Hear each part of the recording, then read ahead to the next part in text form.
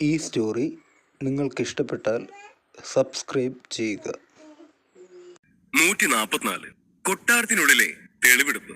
പ്രകാശിന്റെ ആ വാക്കുകൾ കേട്ട നിമിഷം കേശവ് തല പതുക്കെ കുലുക്കിക്കൊണ്ട് അയാളുടെ വാക്കുകളെ അംഗീകരിച്ച ശേഷം അയാളുടെ അനുയായികളെ നോക്കി.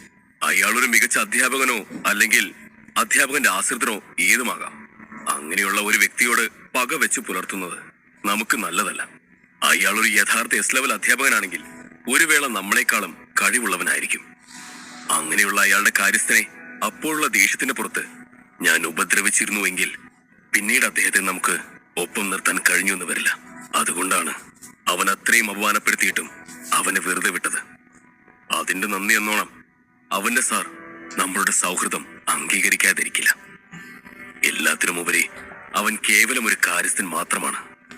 നമ്മൾ ആരാണെന്നറിയാതെയാണ് അവൻ നമ്മളോട് മോശമായി പെരുമാറിയത്. ആരാണെന്നറിഞ്ഞപ്പോൾ അവന്റെ ഭയവും ബഹുമാനവും കണ്ടില്ലേ. അതുകൊണ്ട് തന്നെ അവനെ ശിക്ഷിക്കേണ്ട ആവശ്യമില്ല എന്നാണ് എന്റെ അഭിപ്രായം. കേശവന്റെ വാക്കുകൾ കേട്ടതും കാര്യങ്ങളുടെ കിടപ്പുവശം മനസ്സിലായ അനുയായികൾ മെല്ലെ തലയാട്ടി. തങ്ങളുടെ അധ്യാപകരുടെ കൂർമ്മ ബുദ്ധിയും ചെറിയ കാര്യങ്ങളിൽ നിന്നും എല്ലാം ഗ്രഹിച്ചെടുക്കാനുള്ള സാമർഥ്യവും ഓർത്ത് അവർ അഭിമാനം കൊണ്ടു. നിത്യാനന്ദൻ പോലും അത് കണ്ട് ആശ്ചര്യപ്പെട്ടു പോയിരുന്നു. ഇതൊക്കെ കൊണ്ട് തന്നെയാണ് എസ് ലെവൽ അധ്യാപകർക്ക് സമൂഹത്തിൽ ഉയർന്ന ബഹുമാനം ലഭിക്കുന്നത് എന്ന് അയാൾ മനസ്സിലാക്കി. പക്ഷേ സാർ, അദ്ദേഹം ആ കൊട്ടാരത്തിൽ ഇല്ലല്ലോ. നമ്മളിനി എന്തു ചെയ്യും? ആ നിമിഷം അനുയായികളിൽ ഒരാൾ വീണ്ടും സംശയം ഉന്നയിച്ചു. അദ്ദേഹം അവിടെ ഇല്ല എന്നത് ശരി തന്നെ. പക്ഷെ അദ്ദേഹം ആരെന്ന് കണ്ടുപിടിക്കാൻ ഒരു വഴിയുണ്ട്. അദ്ദേഹത്തെക്കുറിച്ച് ചന്ദ്രഹാസൻ രാജാവിന് അറിയാൻ കഴിയും. ആ അധ്യാപകനുമായി ബന്ധപ്പെട്ട എല്ലാവരോടും കൊട്ടാരത്തിൽ വരാൻ പറയണം. എനിക്ക് അവരോട് സംസാരിക്കണം. കേശവ് പറയുമ്പോൾ അനുയായികളിൽ ഒരാൾ തലകുലുക്കി. ഓക്കെ സാർ, ഇത് പ്രധാനപ്പെട്ട വിഷയം തന്നെയാണ്. അവരോരോരുത്തരെയും വിചാരണ ചെയ്താൽ അയാൾ ഒരു യഥാർത്ഥ അധ്യാപകനാണോ അല്ലയോ എന്ന് തിരിച്ചറിയാൻ നമുക്ക് കഴിയും. കേശവ് തന്റെ പ്ലാൻ എല്ലാവരോടുമായി പറഞ്ഞു. ഇതേ സമയം ഇതൊന്നും അറിയാതെ ചേതൻ കൊട്ടാരത്തിലെ ലൈബ്രറിയിൽ പുസ്തകത്താളുകൾ മറിച്ചുകൊണ്ടിരുന്നു.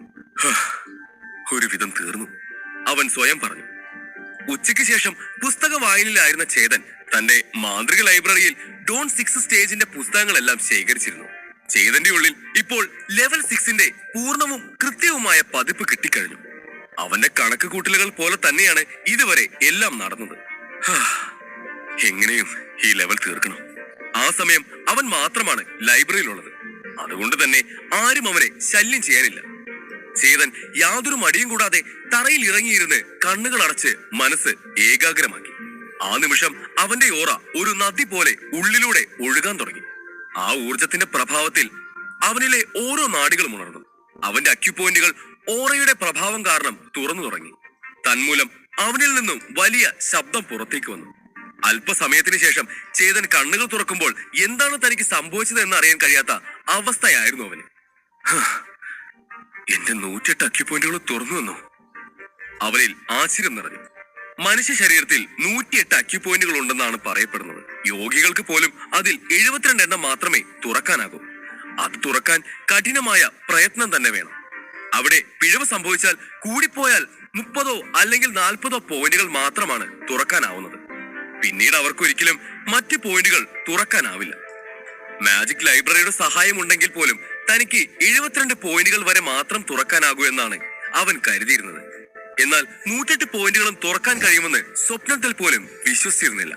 ഈ സമയം ചേതന്റെ തുറന്നു വന്ന ഓരോ പോയിന്റും നക്ഷത്രം പോലെ തിളങ്ങി.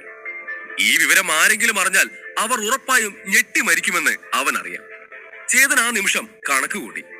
108 അക്യുപോയിന്റ് തുറന്നാൽ തന്റെ ശരീരത്തിന്റെ ശക്തി 108 ടണ്ണായിരിക്കും. താൻ ലെവൽ 6ൽ എത്തുന്നതിന് മുമ്പ് തന്നെ തന്റെ ശക്തി 20 ടണ്ണായിരുന്നു. പിന്നീട് അത് 90 ടണ്ണായി മാറി. അതായത് ഇപ്പോൾ തന്റെ ആകെ ശക്തി 218 ടണ്ണാണ്. ഒരു ഡോൺ സ്റ്റേജ് 7 ലെവൽ 2 വിദഗ്ധന് തുല്യം. ചേതൻ സ്വയം പിറുപിറുത്തുകൊണ്ട് കണക്ക് കൂട്ടാൻ തുടങ്ങി. ഡോൺ സ്റ്റേജ് 7ലെ ലെവൽ 1ലുള്ള മനുഷ്യർക്ക് 100 ടൺ ശക്തി ഉണ്ടായിരുന്നു. ലെവൽ 2ൽ 200 ടൺ, ലെവൽ 3ൽ 300 ടൺ, ലെവൽ 4ൽ 400 ടൺ. അങ്ങനെയാണ് കണക്ക്. ഡോൺ 7 സ്റ്റേജിലെ യോദ്ധാവിന്റെ കരുത്തിന് തുല്യമായി ഡോൺ സ്റ്റേജ് 6 യോദ്ധാവ് ഈ രാജ്യത്ത് ഇതുവരെ ഉണ്ടായിട്ടില്ല. എന്തിനധികം മറ്റ് രാജ്യങ്ങളിൽ പോലും ഇത് സംഭവിച്ചിട്ടില്ല. എന്നാൽ ചേതൻ മാജിക് ലൈബ്രറിയിൽ കൂടി അത് നേടിയെടുത്തിരിക്കുന്നു. സത്യത്തിൽ ചേതന് പോലും അത് വിശ്വസിക്കാനായില്ല എന്ന് വേണം പറയാൻ. ചേതൻ താഴെ നിന്നും പതുക്കെ എഴുന്നേറ്റ് ചുറ്റും നോക്കി. ഇനി ഡോൺ സ്റ്റേജ് 7-ലെ ബുക്ക് ഇവിടെ ഉണ്ടോ എന്ന് നോക്കണം എന്ന് പറഞ്ഞുകൊണ്ട് ചേതൻ അവിടെ ആകെ ഒരു ബുക്കിന് വേണ്ടി പരതിയതും നിരാശയായിരുന്നു ഫലം. ഇത് മോശമായിപ്പോയി. ഇത്രയും വലിയൊരു ലൈബ്രറിയായ റോയൽ ലൈബ്രറിയിൽ പോലും ഡോൺ സ്റ്റേജ് 7-ന്റെ പുസ്തകമില്ലെന്ന് പറഞ്ഞ അത് തീർച്ചയായും നാണക്കേട് തന്നെ. ചേതൻ നിരാശയോടെ ആ ഷെൽഫുകളിലേക്ക് ഒന്നുകൂടി കണ്ണുകൾ ഓടിച്ചു. അത്ഭുതപ്പെടാൻ ഒന്നും തന്നെയില്ല. ആ രാജ്യത്ത് 7 സ്റ്റേജ് എന്ന് പറയുന്നത് എത്രയോ ഉയർന്ന തലമാണ്. അത്രയും ഉയർന്ന തലത്തിൽ ഈ രാജ്യത്ത് ആരും എത്തിയിട്ടില്ല. അതുകൊണ്ട് 7ാം ഡോൺ സ്റ്റേജിലുള്ള പുസ്തകം ഇവിടെ കാണാനും വഴിയില്ല. ഇനി അഥവാ അങ്ങനെ ഒരു ബുക്ക് ഉണ്ടെങ്കിൽ തന്നെ അത് സാധാരണക്കാരന്റെ കണ്ണിൽ പെടും പോലെ ഈ ലൈബ്രറിയിൽ സൂക്ഷിക്കില്ല. അത് രാജാവിന്റെ പക്കൽ ഭദ്രമായി സൂക്ഷിച്ചു വെച്ചിരിക്കാനേ വഴിയുള്ളൂ. ചേതന്റെ ചിന്തകൾ ആ നിമിഷം ആ വഴിക്കായിരുന്നു. ഇതത്ര വലിയ കാര്യമൊന്നുമല്ല. ആ ബുക്ക് ഇവിടെ ഇല്ലെങ്കിൽ ഇവിടെ നിന്നും വല്ല യുദ്ധതന്ത്രങ്ങളുടെയും ബുക്ക് വാങ്ങാം എന്ന് ചിന്തിച്ചുകൊണ്ട് ചേതൻ ഫൈറ്റിംഗ് ടെക്നിക്ക് അടങ്ങിയ ബുക്സ് സൂക്ഷിച്ചിരിക്കുന്ന ഭാഗത്തേക്ക് നടന്നു. ഗുണനിലവാരത്തിൽ ഒട്ടും മോശമല്ലാത്ത പുസ്തകങ്ങളായിരുന്നു അവിടെയുള്ളത്. ഒരു ഫൈറ്ററിന്റെ ഓരോ നീക്കവും പഠിക്കാനും അതിനെതിരെ പ്രവർത്തിക്കാനുമുള്ള നിരവധി ടെക്നിക്കുകൾ അതിൽ ഉണ്ടായിരുന്നു. ഓരോ പുസ്തകങ്ങളിലും രചയിതാക്കളുടെ അഭിപ്രായങ്ങൾ വ്യത്യസ്തമായിരുന്നു. ചേതൻ നടന്ന് എല്ലാം നോക്കുന്നതിനിടയിൽ ഒരു റാക്കിന് മുൻപിൽ വന്നു നിന്നു. അതിൽ കാലുകളുടെ മൂവ്മെന്റിനെ കുറിച്ചുള്ള ഒരു പുസ്തകമായിരുന്നു ഉണ്ടായിരുന്നത്. മേഘയുടെ കാലിൽ പരിക്ക് പറ്റിയപ്പോൾ അതിന്റെ ആഘാതം കുറയ്ക്കാൻ ചേതൻ ഒരു പരിഹാരം നിർദ്ദേശിച്ചിരുന്നു. എന്നിട്ടും അവളുടെ വേദനയ്ക്കോ തളർച്ചയ്ക്കോ ഇതുവരെ ശമനമുണ്ടായിട്ടില്ല. അന്നത്തെ ആ മത്സരത്തിൽ എതിരാളി മേഘയേക്കാൾ ശക്തനായിരുന്നു. അയാളുടെ നീക്കവും അവളേക്കാൾ വേഗത്തിലായിരുന്നു. ഇനി മേഘ സുഖം പ്രാപിച്ചാലും അയാളെ നേരിടാൻ സാധ്യമല്ല. എന്നാൽ അവൾ അയാൾക്കെതിരെ മറ്റൊരടവ് പഠിക്കുകയാണെങ്കിൽ അവളുടെ വിജയ സാധ്യത വർദ്ധിക്കും. ആ നിമിഷം ചേതന്റെ കൈകൾ മേഘയ്ക്ക് വേണ്ടി റാക്കിലെ ഷെൽഫിൽ പരതാൻ തുടങ്ങി. ഏകദേശം 1 മണിക്കൂർ കൊണ്ട് ഫുഡ് വർക്ക് ടെക്നിക് പുസ്തകങ്ങളെല്ലാം തന്റെ മാജിക് ലൈബ്രറിയിലേക്ക് പകർത്തി ചെയ്ത് അതിനുശേഷം മാജിക് ലൈബ്രറി ആ പുസ്തകങ്ങളിൽ നിന്നും 2 പുസ്തകങ്ങൾ ഉണ്ടാക്കി. Magic movement art, magic leg art. ശേഷം ചേതൻ 2 പുസ്തകങ്ങളെയും തുറന്ന് വായിക്കാൻ തുടങ്ങി. പിന്നീട് 4 മണിക്കൂറിനുള്ളിൽ 2 നീക്കങ്ങളും നന്നായി പരിശീലിച്ചു.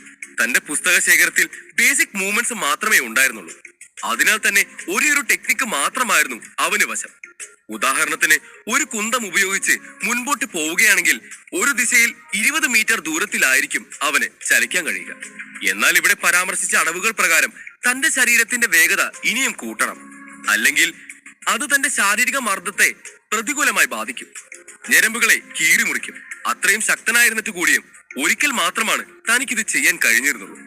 അതിനാൽ തന്റെ ശരീരം വീണ്ടും ശക്തിപ്പെടുത്തേണ്ട ആവശ്യകത അവൻ തിരിച്ചറിഞ്ഞു. അല്ലെങ്കിൽ മൂക്കിൽ നിന്നും വായിൽ നിന്നും രക്തം സ്രവിക്കും.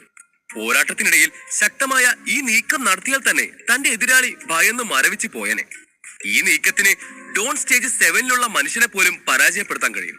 മൂവ്മെന്റ് ഫുഡ് ടെക്നിക്കും പഠിച്ചു കഴിഞ്ഞ് ചേതൻ പഞ്ച് ടെക്നിക്കിനെ കുറിച്ചുള്ള പുസ്തകങ്ങളുടെ റാക്കിലേക്ക് പോയി. കുറച്ചു കഴിഞ്ഞ് അവനൊരു പഞ്ച് മൂവ്മെന്റ് നടത്തി. പക്ഷേ അത് തിരിച്ചറിയാൻ അവന് 2 മണിക്കൂർ എടുത്തു. എന്നാൽ ഈ നീക്കം കൊണ്ട് അവന്റെ ശക്തി വളരെയധികം വർദ്ധിച്ചു. തന്റെ 218 ടൺ ശക്തിയിൽ തന്റെ പഞ്ച് ഉപയോഗിച്ച് 436 ടൺ അടിക്കാൻ കഴിയുമെന്ന് ആ നിമിഷം അവൻ തിരിച്ചറിഞ്ഞു. ഈ മാജിക് പഞ്ച് ടെക്നിക്ക് കാരണം ചേതന്റെ ശക്തി ഡോൺ 7 സ്റ്റേജ് ലെവൽ 4 വിദഗ്ധനോളം ഉയർന്നു വന്നു. എന്നാൽ അവന്റെ ശരീരത്തിന് ചില പരിധികൾ ഉണ്ടായിരുന്നു. ഒന്നിലധികം തവണ ആ മൂവ്മെന്റ് നടത്താൻ അവന് കഴിഞ്ഞില്ല. ഈ പഞ്ച് പരമാവധി 3 തവണ മാത്രമേ അവന് പ്രയോഗിക്കാൻ കഴിയൂ. അവൻ വീണ്ടും വീണ്ടും ഓരോ പുസ്തകങ്ങൾ വായിച്ച് അത് ഹൃദ്യസ്ഥമാക്കി കൊണ്ടേയിരുന്നു. അവൻ അറിയാമായിരുന്നു പുസ്തകങ്ങൾ തന്നെ ഏറെ നേരം അവിടെ പിടിച്ചു നിർത്തുമെന്ന്. അതുകൊണ്ട് തന്നെയും തനിക്ക് ആവശ്യമായ ഭക്ഷണവും വെള്ളവും അവൻ കയ്യിൽ കരുതിയിരുന്നു. ഈ സമയം കൊട്ടാരം മിന്നുന്ന ലൈറ്റുകളിൽ പ്രകാശിച്ചു. ആൽക്കെമിസ്റ്റ് ദേവരാജ്, നിങ്ങൾ എന്തെവിടെ? കൊട്ടാരത്തിന്റെ മെയിൻ ഹാളിലേക്ക് കടന്നതും സഹദേവൻ ഉറക്കെ ചോദിച്ചു. സഹദേവൻ ഒരു ഉയർന്ന കുടുംബത്തിലെ വ്യക്തിയായിരുന്നു. പക്ഷേ രോഗം പിടിപെട്ടതിന് ശേഷം കുടുംബമഹിമ മാത്രമാണ് മെച്ചമായിട്ടുള്ളത്. അങ്ങനെയുള്ള തന്നെ എന്തിനാണ് ചന്ദ്രഹാസൻ രാജാവ് പെട്ടെന്ന് ഇങ്ങോട്ട് വിളിപ്പിച്ചത് എന്ന് അവന് മനസ്സിലായില്ല. അവിടെ അവൻ ദേവരാജനെ മാത്രമല്ല കണ്ടത്, മറ്റു 2 പേര് കൂടി ഉണ്ടായിരുന്നു, രാമകൃഷ്ണനും മഹാദേവനും. രാജാവ് എന്നെ വിളിപ്പിച്ചു. മിക്കവാറും ചേതന്റെ കാര്യം തിരക്കാനായിരിക്കണം. നമ്മളുടെ പ്രശ്നങ്ങൾ അവൻ ശരിയാക്കി തന്നതിനെ കുറിച്ച് രാജാവ് എന്തെങ്കിലും ചോദിക്കുമോ എന്നുള്ള ഭയം എനിക്കുണ്ട്. രാമകൃഷ്ണൻ പറയുമ്പോൾ സഹദേവൻ തലയാട്ടിയൊന്ന് മൂളി. മഹാദേവനും അതുതന്നെ ശരിവെച്ചു. കാര്യം എന്തെന്ന് അല്പസമയത്തിനകം അറിയാമെങ്കിൽ പോലും 4 പേരും ക്ഷമയോടെ കാത്തുനിന്നു. അല്പസമയത്തിന് ശേഷം ചന്ദ്രഹാസൻ രാജാവും അവിടേക്ക് വന്നു. പുഞ്ചിരിച്ചുകൊണ്ട് രാജാവ് എല്ലാവരെയും മാറി മാറി നോക്കി. എല്ലാവർക്കും നമസ്കാരം. നാം നിങ്ങളോട് നമ്മെ കാണാൻ വരാൻ പറഞ്ഞത് എന്റെ കൂടെയുള്ള 3 എസ് ലെവൽ അധ്യാപകർ നിങ്ങളെ കാണാൻ ആഗ്രഹിക്കുന്നുണ്ട്. അവർക്ക് വേണ്ടിയാണ് നിങ്ങളെ ഇങ്ങോട്ട് നാം ക്ഷണിച്ചത്. എസ് ലെവൽ ടീച്ചർ, അത് 3 പേർ തങ്ങളെ കാണാൻ ആഗ്രഹിക്കുന്നുവെന്നോ? 4 പേരും ഒരുപോലെ ഞെട്ടി രാജാവിന് പുറകിൽ നിൽക്കുന്ന മൂവരെയും നോക്കി. മഹാദേവൻ, നിങ്ങളുടെ ഭാര്യയ്ക്ക് സുഖമില്ലെന്ന് കേട്ടു. ചികിത്സയ്ക്കായി നിങ്ങൾ ഭാര്യയെ ഒരു എസ് ലെവൽ അധ്യാപകന്റെ അടുത്തേക്ക് കൊണ്ടുപോയില്ലേ? എങ്ങനെയായിരുന്നു അവിടുത്തെ ചികിത്സ? എന്താണ് അവിടെ സംഭവിച്ചത്? കേശവ് ആദ്യം മഹാദേവനോട് ചോദിച്ചു. കേശവ് ചോദ്യം വളച്ചൊടിക്കാതെ നേരെ കാര്യത്തിലേക്ക് കടന്നു. ആ നിമിഷം മഹാദേവനും നടന്ന എല്ലാ കാര്യങ്ങളെക്കുറിച്ചും അദ്ദേഹത്തോട് മടി കൂടാതെ പറഞ്ഞു. എന്താണ് നിങ്ങൾ പറയുന്നത്? പച്ച മാർബിളിൽ കൊത്തിയ സിംഹവും രക്തം പുരണ്ട കല്ലുമാണ് നിങ്ങളുടെ ഭാര്യയെ രോഗിയാക്കിയതെന്ന് അവരെ കാണാതെ തന്നെ അവൻ കണ്ടുപിടിച്ചെന്നോ? എന്നിട്ട് ഏതാനും നിമിഷങ്ങൾ കൊണ്ട് തന്നെ അയാൾ നിങ്ങളുടെ ഭാര്യയെ കോമയിൽ നിന്നും ജീവിതത്തിലേക്ക് കൊണ്ടുവന്നെന്നോ? കേശവന്റെ കണ്ണുകളിൽ അത്ഭുതം നിറഞ്ഞു. മാർബിൾ മനുഷ്യന്റെ ഊർജ്ജം ആഗിരണം ചെയ്യുന്നത് സാധാരണ കാര്യമാണ്. പക്ഷെ കോമയിൽ കിടക്കുന്ന ഒരു വ്യക്തിയുടെ രോഗം ഭേദമാക്കണമെങ്കിൽ അവരെ ബാധിച്ചിരിക്കുന്ന തടസ്സങ്ങളും അവരുടെ പൾസ് റേറ്റും കൃത്യമായി അറിയണം. അതത്ര എളുപ്പമല്ല. അതിന് പരിശുദ്ധമായ ഓർ ആവശ്യമാണ്. സത്യമായും അയാൾ നിങ്ങളുടെ ഭാര്യയുടെ അസുഖം മാറ്റിയോ? പ്രകാശ് അത്ഭുതത്തോടെയാണ് അത് ചോദിച്ചത്. എല്ലാവരുടെയും അമ്പരപ്പ് മാറുന്നതിന് മുമ്പ് തന്നെ ദേവരാജനോടും അവർ കാര്യങ്ങൾ തിരക്കി. നിങ്ങളെ നോക്കും മുമ്പ്, മരുന്ന് തയ്യാറാക്കുന്നതിന് മുമ്പ് നിങ്ങൾ മരിക്കാൻ പോകുന്നു എന്ന് പറഞ്ഞു അയാൾ. ആരാണോ മരിക്കാൻ പോകുന്നത് അവരുടെ നെറ്റിയിൽ ഒരു കറുത്ത പുള്ളി പ്രത്യക്ഷപ്പെടും. അതുകൊണ്ട് അത് കണ്ടെത്തുന്നത് വലിയ കാര്യമല്ല. പക്ഷേ എന്നെ ആശ്ചര്യപ്പെടുത്തത് എന്തെന്നാൽ ഒരു ചോദ്യം പോലും ചോദിക്കാതെ ഈ അധ്യാപകൻ ഇതെല്ലാം എങ്ങനെ കണ്ടുപിടിച്ചെന്ന? അദ്ദേഹം ഒരു എസ് ലെവൽ അധ്യാപകനോ അതോ ഭാവി പറയാൻ കഴിയുന്ന മന്ത്രവാദിയോ? ആൽക്കിമിസ്റ്റ് ദേവരാജന്റെ വാക്കുകൾ കേട്ട് എല്ലാവരും അത്ഭുതപ്പെട്ടു. അടുത്ത ഊഴം രാമകൃഷ്ണന്റെ ആയിരുന്നു. നിങ്ങളുടെ വീട്ടിലിരുന്ന് കഴിച്ച ചെമ്മീനാണ് നിങ്ങളുടെ ആശയക്കുഴപ്പത്തിന് കാരണമെന്ന് അദ്ദേഹം നിങ്ങളോട് പറഞ്ഞോ? ഇത് എന്ത് തമാശയാണ്! എനിക്ക് വിശ്വസിക്കാൻ കഴിയുന്നില്ല. രാമകൃഷ്ണന്റെ അനുഭവം കൂടി ആയതോടെ 3 അധ്യാപകരും ഒരുപോലെ തലയിൽ കൈവച്ചു പോയി. അയാൾ ആരാ? ദൈവമോ അതോ സന്യാസിയോ? ഒരു എസ് ലെവൽ അധ്യാപകന്റെ ഉൾക്കാഴ്ച എന്നത് അയാളുടെ ഏറ്റവും വലിയ പ്രത്യേകതയാണ്. എന്നാൽ ഓരോ എസ് ലെവൽ അധ്യാപകർക്കും അത് വ്യത്യസ്തമായിരിക്കും. കേശവ് ഗൗരവത്തോടെ പറഞ്ഞു. എനിക്ക് 2 കാര്യങ്ങളാണ് മനസ്സിലാക്കാൻ കഴിയുന്നത്. ഒന്നാമത്തേത്, ഇന്ദ്രൻ എന്ന എസ് ലെവൽ അധ്യാപകന്റെ നിലവാരം നമ്മേക്കാൾ വളരെ ഉയർന്നതായിരിക്കണം. അത് ചിലപ്പോ നമുക്ക് ഊഹിക്കാൻ പോലും കഴിയുന്നതിനപ്പുറമായിരിക്കും. രണ്ടാമത്തേത്, ഇതെല്ലാം അയാൾക്ക് ഇവരുടെ അസുഖത്തെ പറ്റി മുൻപേ അറിവുണ്ടായിരിക്കണം. അതിനു പറ്റിയ ചികിത്സയും അയാൾ നേരത്തെ കണ്ടെത്തി കാണും. അപ്പോ പിന്നെ നേരിട്ട് വന്നാൽ എളുപ്പത്തിന് അത് ചികിത്സിച്ച് മാറ്റാമല്ലോ. പെട്ടെന്ന് പണം സമ്പാദിക്കാൻ അയാൾ കണ്ടെത്തിയ മാർഗം കൊള്ളാം. ഒരു വലിയ തട്ടിപ്പ് തന്നെയാണ് അയാൾ ഇവിടെ കാണിച്ചു കൂട്ടുന്നത്. കേശവ് ഇത് പറഞ്ഞതും പ്രകാശും സുബ്രഹ്മണ്യനും തലയാട്ടി. ഈ 2 കാരണങ്ങളാണ് ഇന്ദ്രനെ കുറിച്ച് അവർ ചിന്തിച്ചു കൂട്ടിയത്. ആദ്യം പറഞ്ഞ കാരണമാണെങ്കിൽ അതിലെനിക്ക് വളരെ സന്തോഷമുണ്ട്. അങ്ങനെയുള്ള ഒരു അധ്യാപകനെ കാണുമ്പോൾ എനിക്ക് അദ്ദേഹത്തോട് ആദരവ് തോന്നും. പക്ഷേ രണ്ടാമത്തെ കാരണമാണെങ്കിൽ, കേശവ് വാക്കുകൾ മുറിച്ചുകൊണ്ട് ദേഷ്യത്തോടെ മറ്റുള്ളവരെ നോക്കി. അയാൾ തെറ്റായ മാർഗത്തിലൂടെയാണ് സഞ്ചരിക്കുന്നതെങ്കിൽ അയാളെ നേരായ മാർഗത്തിൽ എത്തിക്കേണ്ടത് എസ് ലെവൽ അധ്യാപകരായ നമ്മുടെ കടമയാണ്. ഇത് നമ്മുടെ പ്രൊഫഷനോടുള്ള ബഹുമാനത്തിന്റെ കാര്യമാണ്. ഒരു എസ് ലെവൽ അധ്യാപകൻ എന്ന തൊഴിലിനെ ആരും കളങ്കപ്പെടുത്താൻ പാടില്ല. അതിന് ഞാൻ സമ്മതിക്കില്ല. അദ്ദേഹം ഗൗരവമായി പറഞ്ഞുകൊണ്ട് കണ്ണുകൾ ദൂരേക്ക് നീട്ടി. ഈ സമയത്ത് നാട്ടിൽ പലതരത്തിലുള്ള അഭ്യൂഹങ്ങൾ പരന്നു തുടങ്ങി.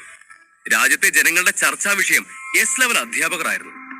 അയൽ രാജ്യത്തു നിന്നുള്ള എസ് ലെവൽ അധ്യാപകരായ കേശവ്, പ്രകാശ്, സുബ്രഹ്മണ്യൻ എന്നിവർ നമ്മുടെ നാട്ടിൽ വന്നത് നിങ്ങൾ അറിഞ്ഞോ? അവർ കൊട്ടാരത്തിലാണ് താമസിക്കുന്നത്. നാട്ടുകാരിൽ ഒരാൾ വാർത്തകൾ കൈമാറുമ്പോൾ മറ്റൊരുവൻ അത് ഏറ്റുപിടിച്ചു. അവർ 3 പേരും ഇന്ദ്രൻ സാറിനെ കാണാൻ അദ്ദേഹത്തിന്റെ കൊട്ടാരത്തിൽ വന്നിരിക്കുന്നു. അതെയോ? അത് കേട്ടതും മറ്റൊരാൾ തലയാട്ടി.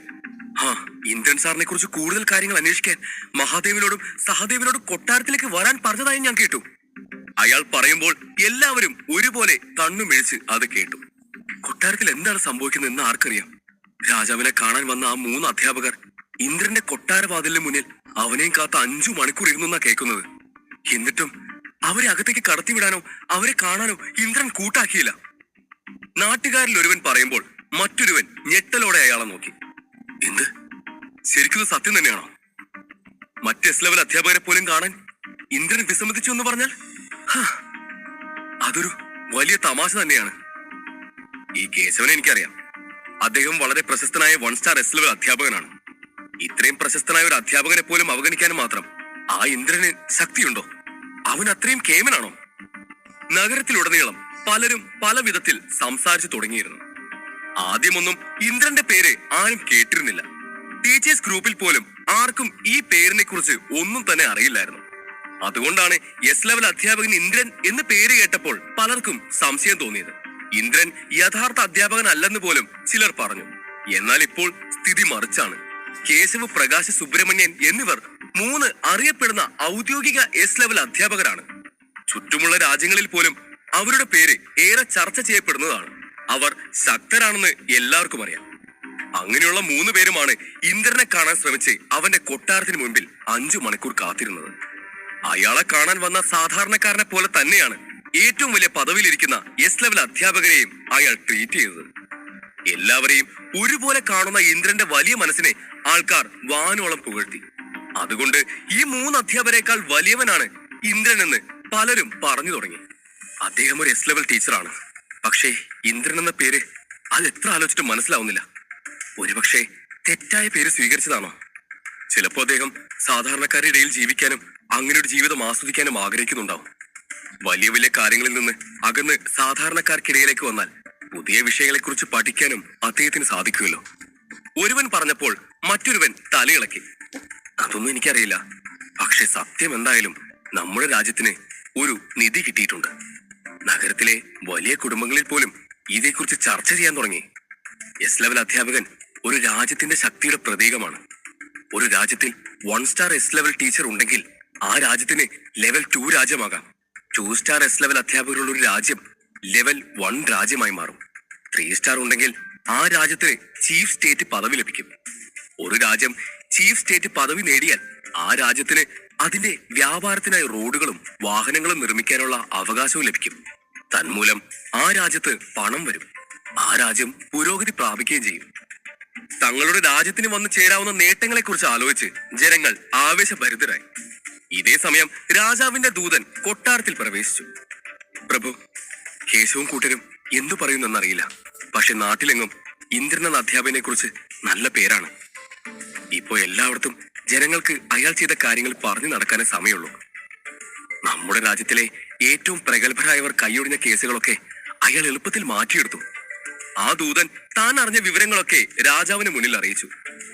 ദൂത, നീ പറയുന്നത് സത്യമാണോ? അങ്ങനെയെങ്കിൽ അവനൊരു എസ് ലെവൽ ടീച്ചർ ആയിരിക്കില്ല. ഒരുപക്ഷെ വലിയ ഡോക്ടർ ആയിരിക്കും. നാം ആലോചിക്കുമായിരുന്നു, ഇവരിത്രയൊക്കെ കാണിക്കാമെങ്കിൽ നമ്മുടെ പിതാമഹനെ സുഖപ്പെടുത്താൻ കഴിയുമോ? ചന്ദ്രഹാസൻ സംശയത്തോടെ ചോദിച്ചു. പിതാമഹനെ ഭേദപ്പെടുത്താൻ അയാൾക്ക് കഴിയുമെന്നാണ് തോന്നുന്നത് പ്രഭു. ഈ ഇന്ദ്രന് എന്തൊക്കെയോ കഴിവുകളുണ്ട്, അത് തീർച്ചയാണ്.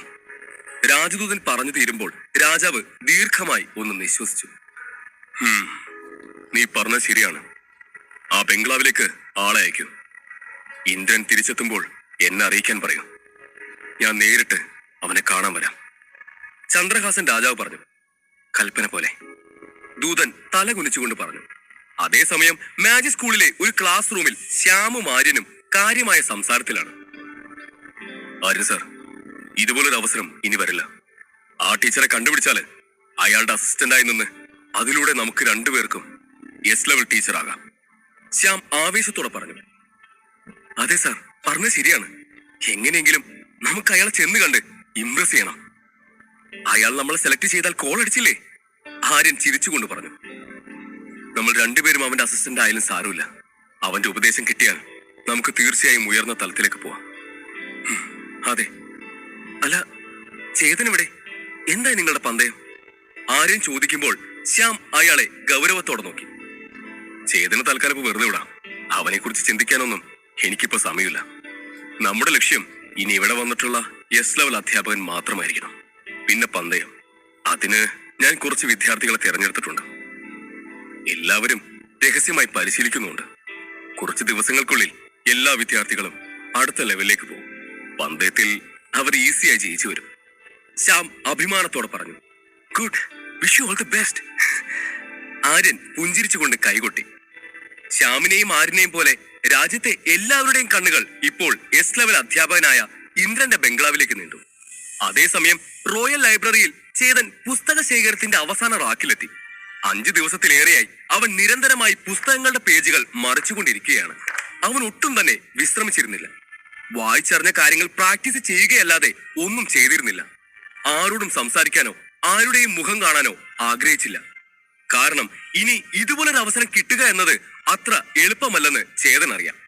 അതുകൊണ്ട് തന്നെ അവിടെയുള്ള പുസ്തകങ്ങളൊക്കെ പകർത്താതെ റോയൽ ലൈബ്രറിയിൽ നിന്നും പോകില്ലെന്ന് ചേതൻ ഉറപ്പിച്ചിരുന്നു. പക്ഷേ അവൻ തളർന്നു തുടങ്ങുകയായിരുന്നു. അവസാനമായി പുസ്തകങ്ങൾ നിറഞ്ഞൊരു റാക്ക് മാത്രം അവശേഷിക്കുന്നത് കണ്ടപ്പോൾ അതും തീർക്കാനുള്ള ധൈര്യം എവിടെ നിന്നോ സംഭരിച്ചവൻ അങ്ങോട്ട് ചെന്നു. ഇതെന്താണ്? വിഷത്തെക്കുറിച്ച് പ്രതിപാദിക്കുന്ന പുസ്തകങ്ങളോ? ചേതൻ പിറുപിറുത്തു. ഒപ്പം ആശ്ചര്യത്തോടെ അതിലേക്ക് നോക്കി. ആ നിരയിൽ മുഴുവനും വിഷവുമായി ബന്ധപ്പെട്ട പുസ്തകങ്ങൾ മാത്രമേ ഉണ്ടായിരുന്നുള്ളൂ.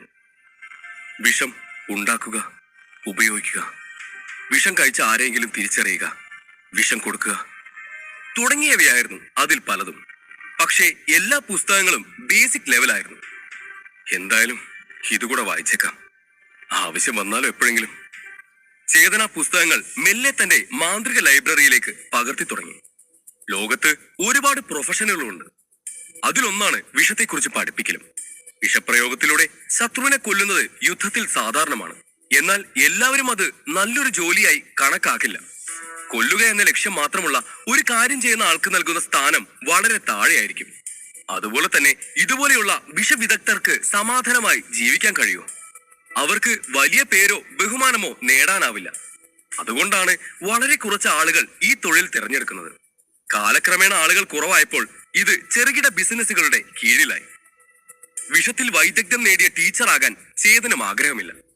എന്നാൽ ഈ പുസ്തകങ്ങൾ തന്റെ മനസ്സിൽ സൂക്ഷിക്കുന്നത് എന്തെങ്കിലും ഉപകാരപ്പെടുമെന്ന് അദ്ദേഹം കരുതി. ഇതിലൂടെ സ്വയം സംരക്ഷിക്കാനെങ്കിലും കഴിയുമല്ലോ എന്ന് അവൻ കരുതി. താൻ പ്രയോഗിക്കുന്നില്ലെങ്കിലും സ്വയരക്ഷയ്ക്ക് ചെയ്യാമല്ലോ. അതുകൊണ്ട് എന്തിനും ഏതിനും ജാഗ്രത പാലിക്കാൻ ചേതൻ തീരുമാനിച്ചു. 2 മണിക്കൂർ കഴിഞ്ഞപ്പോൾ ചേതൻ ഒരു ദീർഘനിശ്വാസം വിട്ടുകൊണ്ട് എല്ലാ പുസ്തകങ്ങളും പകർത്തി. ഒരു വിധത്തിൽ എല്ലാം കഴിഞ്ഞു. ഇനി എനിക്ക് ആദ്യം വീട്ടിൽ പോയി ഒന്ന് കിടന്നുറങ്ങണം. ചേതൻ എഴുന്നേറ്റുകൊണ്ട് മനസ്സിൽ പറഞ്ഞു. അവനാകെ തളർന്നു പോയിരുന്നു. 5 ദിവസത്തെ തുടർച്ചയായ പഠനത്തിനൊടുവിൽ അവന്റെ എല്ലാ ഊർജവും നശിച്ചു. ഇപ്പോൾ ഒന്നും ആലോചിക്കാനാവുന്നില്ല. അവന്റെ ശരീരം മറ്റുള്ളവരെക്കാൾ വളരെ ശക്തമായിരുന്നതിനാൽ ഉറക്കത്തെ അടുത്ത ഘട്ടത്തിലെത്താതെ പിടിച്ചു നിൽക്കാൻ അവന് കഴിഞ്ഞു. എന്നിരുന്നാലും 5 ദിവസം തുടർച്ചയായി പഠിച്ചതിന്റെ ക്ഷീണം അവനെ നന്നായി ബാധിച്ചിരുന്നു. പക്ഷേ അവന്റെ അധ്വാനം വെറുതെ ആയില്ല. ഈ രാജ്യത്തിന്റെ ചരിത്രത്തിന് ആയിരക്കണക്കിന് വർഷങ്ങളുടെ പഴക്കമുണ്ടെന്ന് അവൻ തിരിച്ചറിഞ്ഞു. ഇവിടെ സൂക്ഷിച്ചിരിക്കുന്ന പുസ്തകങ്ങൾ അത്രയും മികവുറ്റതല്ലെങ്കിലും അതൊക്കെ മനസ്സിലാക്കേണ്ടത് അനിവാര്യമാണെന്ന് അവന് തോന്നി. അവിടെ ഉണ്ടായിരുന്ന പല പുസ്തകങ്ങളും ആശയക്കുഴപ്പം സൃഷ്ടിക്കുന്നവയായിരുന്നു. ചേതന്റെ ഉള്ളിൽ ഒരു മാന്ത്രിക ലൈബ്രറി ഉള്ളതുകൊണ്ട് അതിലെ തെറ്റുകുറ്റങ്ങൾ കണ്ടെത്താൻ എളുപ്പമാണ്. പക്ഷേ സാധാരണക്കാരൻ വായിക്കുന്തോറും അവർ കൂടുതൽ ആശയക്കുഴപ്പത്തിലാകും. അവന്റെ ഉള്ളിലെ മാജിക് ലൈബ്രറിക്ക് എല്ലാ തൊഴിലുകൾക്കും അനുയോജ്യമായ പുസ്തകങ്ങൾ രൂപപ്പെടുത്താൻ കഴിയും. പക്ഷേ അതിനായി പകർത്താൻ ചേതന് ഏറെ പണിപ്പെടേണ്ടി വന്നു.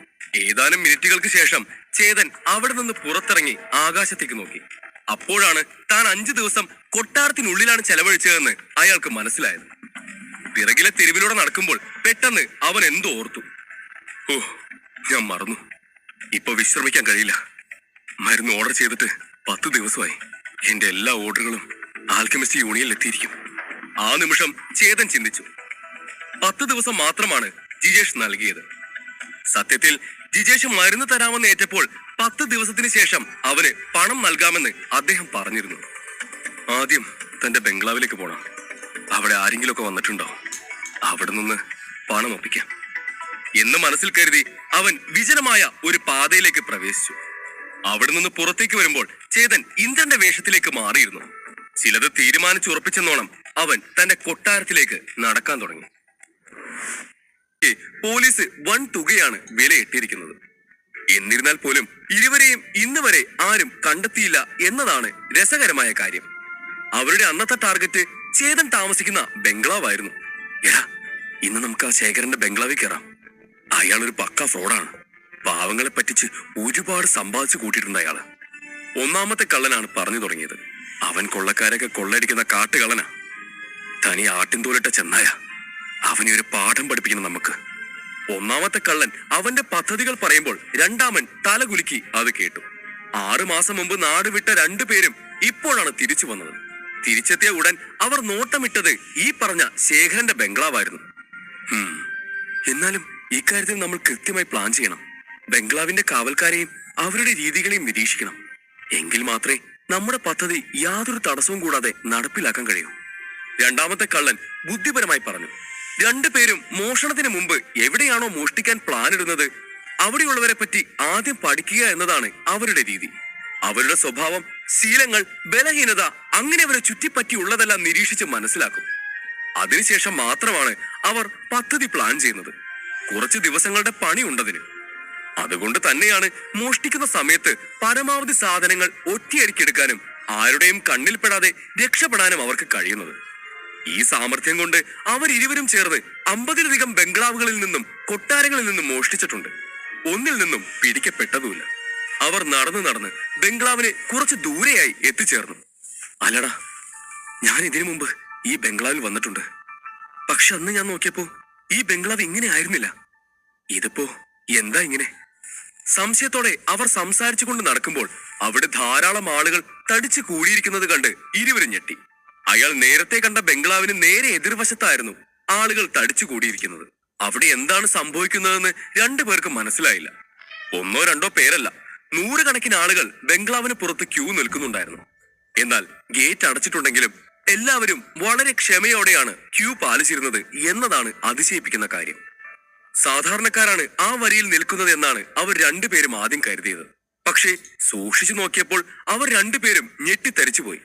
അതിലേറെയും ആ നാട്ടിലെ പേര് കേട്ട ആൾക്കാരായിരുന്നു. അതും ഡോൺ 6-ലും 7-ലും ഒക്കെ ഉള്ള വിദഗ്ധർ. ഇത്തരത്തിലുള്ളവരെയൊന്നും ഇതുപോലുള്ള സാഹചര്യങ്ങളിൽ പൊതുവെ അധികം കാണാറില്ല. എന്നിട്ടും അവരെന്താ ഇവിടെ?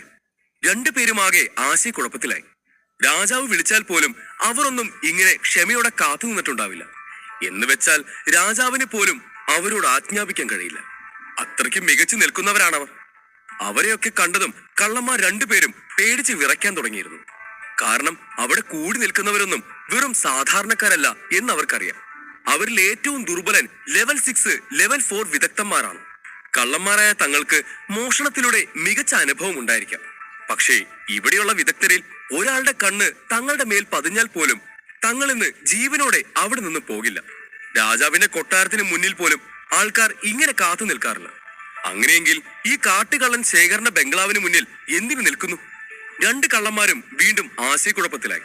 അവർ തല ചൊറിഞ്ഞുകൊണ്ട് പരസ്പരം നോക്കി. ഇത്രയധികം ആൾക്കൂട്ടം ഉണ്ടായിട്ടും ആരുടെയും നാവിൽ നിന്ന് ഒരു അക്ഷരം പോലും വരുന്നില്ല.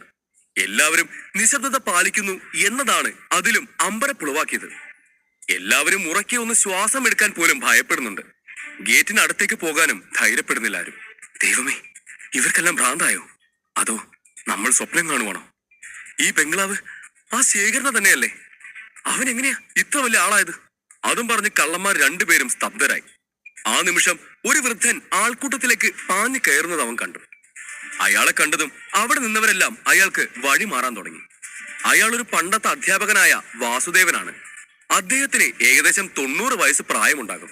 30 വർഷം മുമ്പ് അയാൾ സ്റ്റേജ് 7ന്റെ ഉന്നതിയിലെത്തിയതാണ്. ഒരു കാലത്ത് 1 സ്റ്റാർ ടീച്ചറായിരുന്നു അദ്ദേഹം. അന്ന് ജനപ്രിയനായിരുന്നു. എന്നാൽ പ്രായം കൊണ്ടോ സ്റ്റാറ്റസ് കൊണ്ടോ ഇപ്പോ ആർക്കും അത്രയും സ്വീകാര്യനല്ല. സ്കൂൾ ഓഫ് മാജിക്കിൽ പഠിപ്പിച്ച അദ്ദേഹത്തിന്റെ വിദ്യാർത്ഥികളിൽ പലരും ഇന്ന് മികച്ച വിദഗ്ധരായി മാറിയിരിക്കുന്നു. ഒരുപക്ഷെ രാജ്യത്തെ പകുതി വിദഗ്ധരും അദ്ദേഹത്തിന്റെ ക്ലാസ്സിൽ പഠിച്ചു കാണും.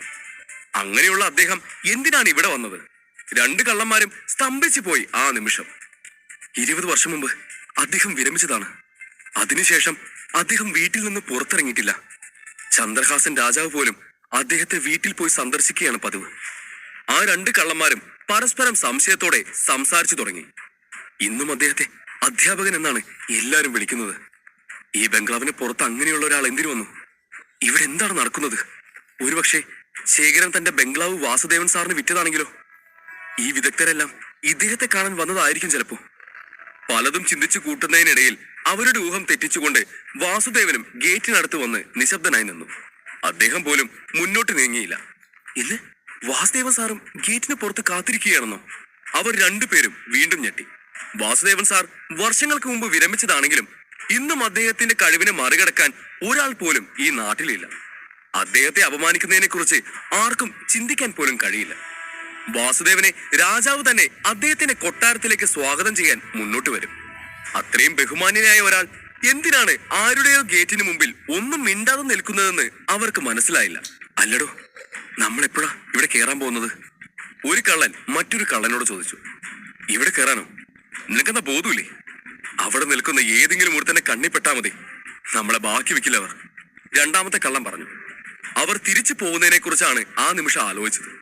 അങ്ങനെയുള്ളൊരു വീട്ടിൽ കവർച്ച നടത്തുന്നത് മരണത്തെ ക്ഷണിച്ചു വരുത്തുന്നതിന് തുല്യമാണെന്ന് അവർക്കറിയാം. എങ്കിലും ആ ബംഗ്ലാവിൽ ആരെ കാണാനാണ് ഇത്രയും പേർ കാത്തു നിൽക്കുന്നത് എന്നറിയാൻ അവർക്കും കൗതുകമായി. എന്തായാലും നാട് മുഴുവൻ അയാളുടെ പുറകെയാണെന്ന് മനസ്സിലായി. ചന്ദ്രഹാസൻ രാജാവ് ഇതൊന്നും അറിയുന്നില്ലേ? ഒരു കള്ളൻ ചോദിച്ചു. മറ്റവനും ഇത് തന്നെയായിരുന്നു ചിന്തിച്ചത്. ഒരു രാജ്യത്തെ രാജാവ് ഇതെങ്ങനെ അനുവദിക്കുന്നു? ഈ ബംഗ്ലാവിൽ എന്താണ് സംഭവിക്കുന്നതെന്ന് രണ്ടുപേരും ചിന്തിച്ചു. മുന്നിൽ നിൽക്കുന്നവരെ കണ്ടാൽ ആ ബംഗ്ലാവിനുള്ള ആൾക്ക് വേണ്ടി ജീവൻ പോലും കൊടുക്കാൻ മടി കാണിക്കില്ല എന്ന് വ്യക്തമാണ്.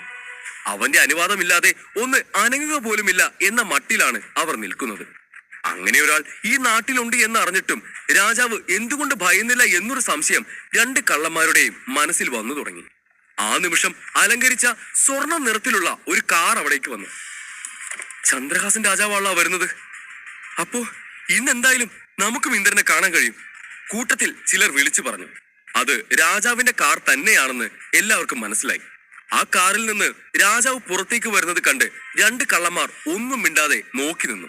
ചന്ദ്രഹാസൻ രാജാവ് തന്നെ നേരിട്ട് അവിടെ വന്നതിന്റെ പൊരുളാണ് എല്ലാവരും ആ നിമിഷം ആലോചിച്ചത്. അദ്ദേഹം ഇപ്പോൾ തന്നെ അകത്ത് കയറി സംസാരിക്കുമെന്ന് അവരും കരുതി.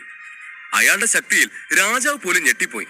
അതുകൊണ്ടാണ് അയാളെ കാണാൻ രാജാവ് തന്നെ നേരിട്ട് വന്നത് എന്നാണ് ചിലർ കരുതിയത്. അവൻ വന്നു. നമുക്ക് അവനിപ്പോ കാണാൻ കഴിയുമോ? കാറിൽ നിന്ന് ഇറങ്ങിയ പാടെ ചന്ദ്രഹാസൻ രാജാവ് ചോദിച്ചു. വരൂ പ്രഭു, അങ്ങയുടെ ആഗമനം കുറച്ചു മുമ്പേ പ്രതീക്ഷിച്ചിരുന്നതിനാൽ ഞാൻ ഇതിനകം അങ്ങയ്ക്കായി ഒരു സ്ഥലം റിസർവ് ചെയ്തു വെച്ചിട്ടുണ്ട്. ദൂതൻ പറഞ്ഞുകൊണ്ട് അദ്ദേഹത്തെ മുൻപോട്ട് സ്വീകരിച്ചു. രാജാവിന്റെ വരവിനാൽ ഇന്ന് ഒരു ലഹള പൊട്ടിപ്പുറപ്പെടുമെന്നാണ് ആ നിമിഷം കള്ളന്മാർ കരുതിയത്.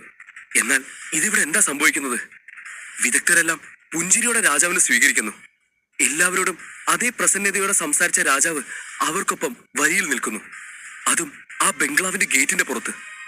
രാജാവ് നിശബ്ദനായി സന്തോഷത്തോടെ നിൽക്കുന്നത് കണ്ടതും കള്ളന്മാരിൽ ഒരുവൻ മറ്റൊരുവനെ നോക്കി. എല്ലാവർക്കും കാര്യമായി എന്തോ സംഭവിച്ചിട്ടുണ്ട്. ഒപ്പമുണ്ടായിരുന്ന രണ്ട് കള്ളന്മാർക്കും തല കറങ്ങുന്നത് പോലെ തോന്നി. എന്താണ് സംഭവിക്കുന്നതെന്ന് ആരെങ്കിലും പറഞ്ഞു തന്നിരുന്നെങ്കിൽ നന്നായനെ എന്ന് അവർക്ക് തോന്നി.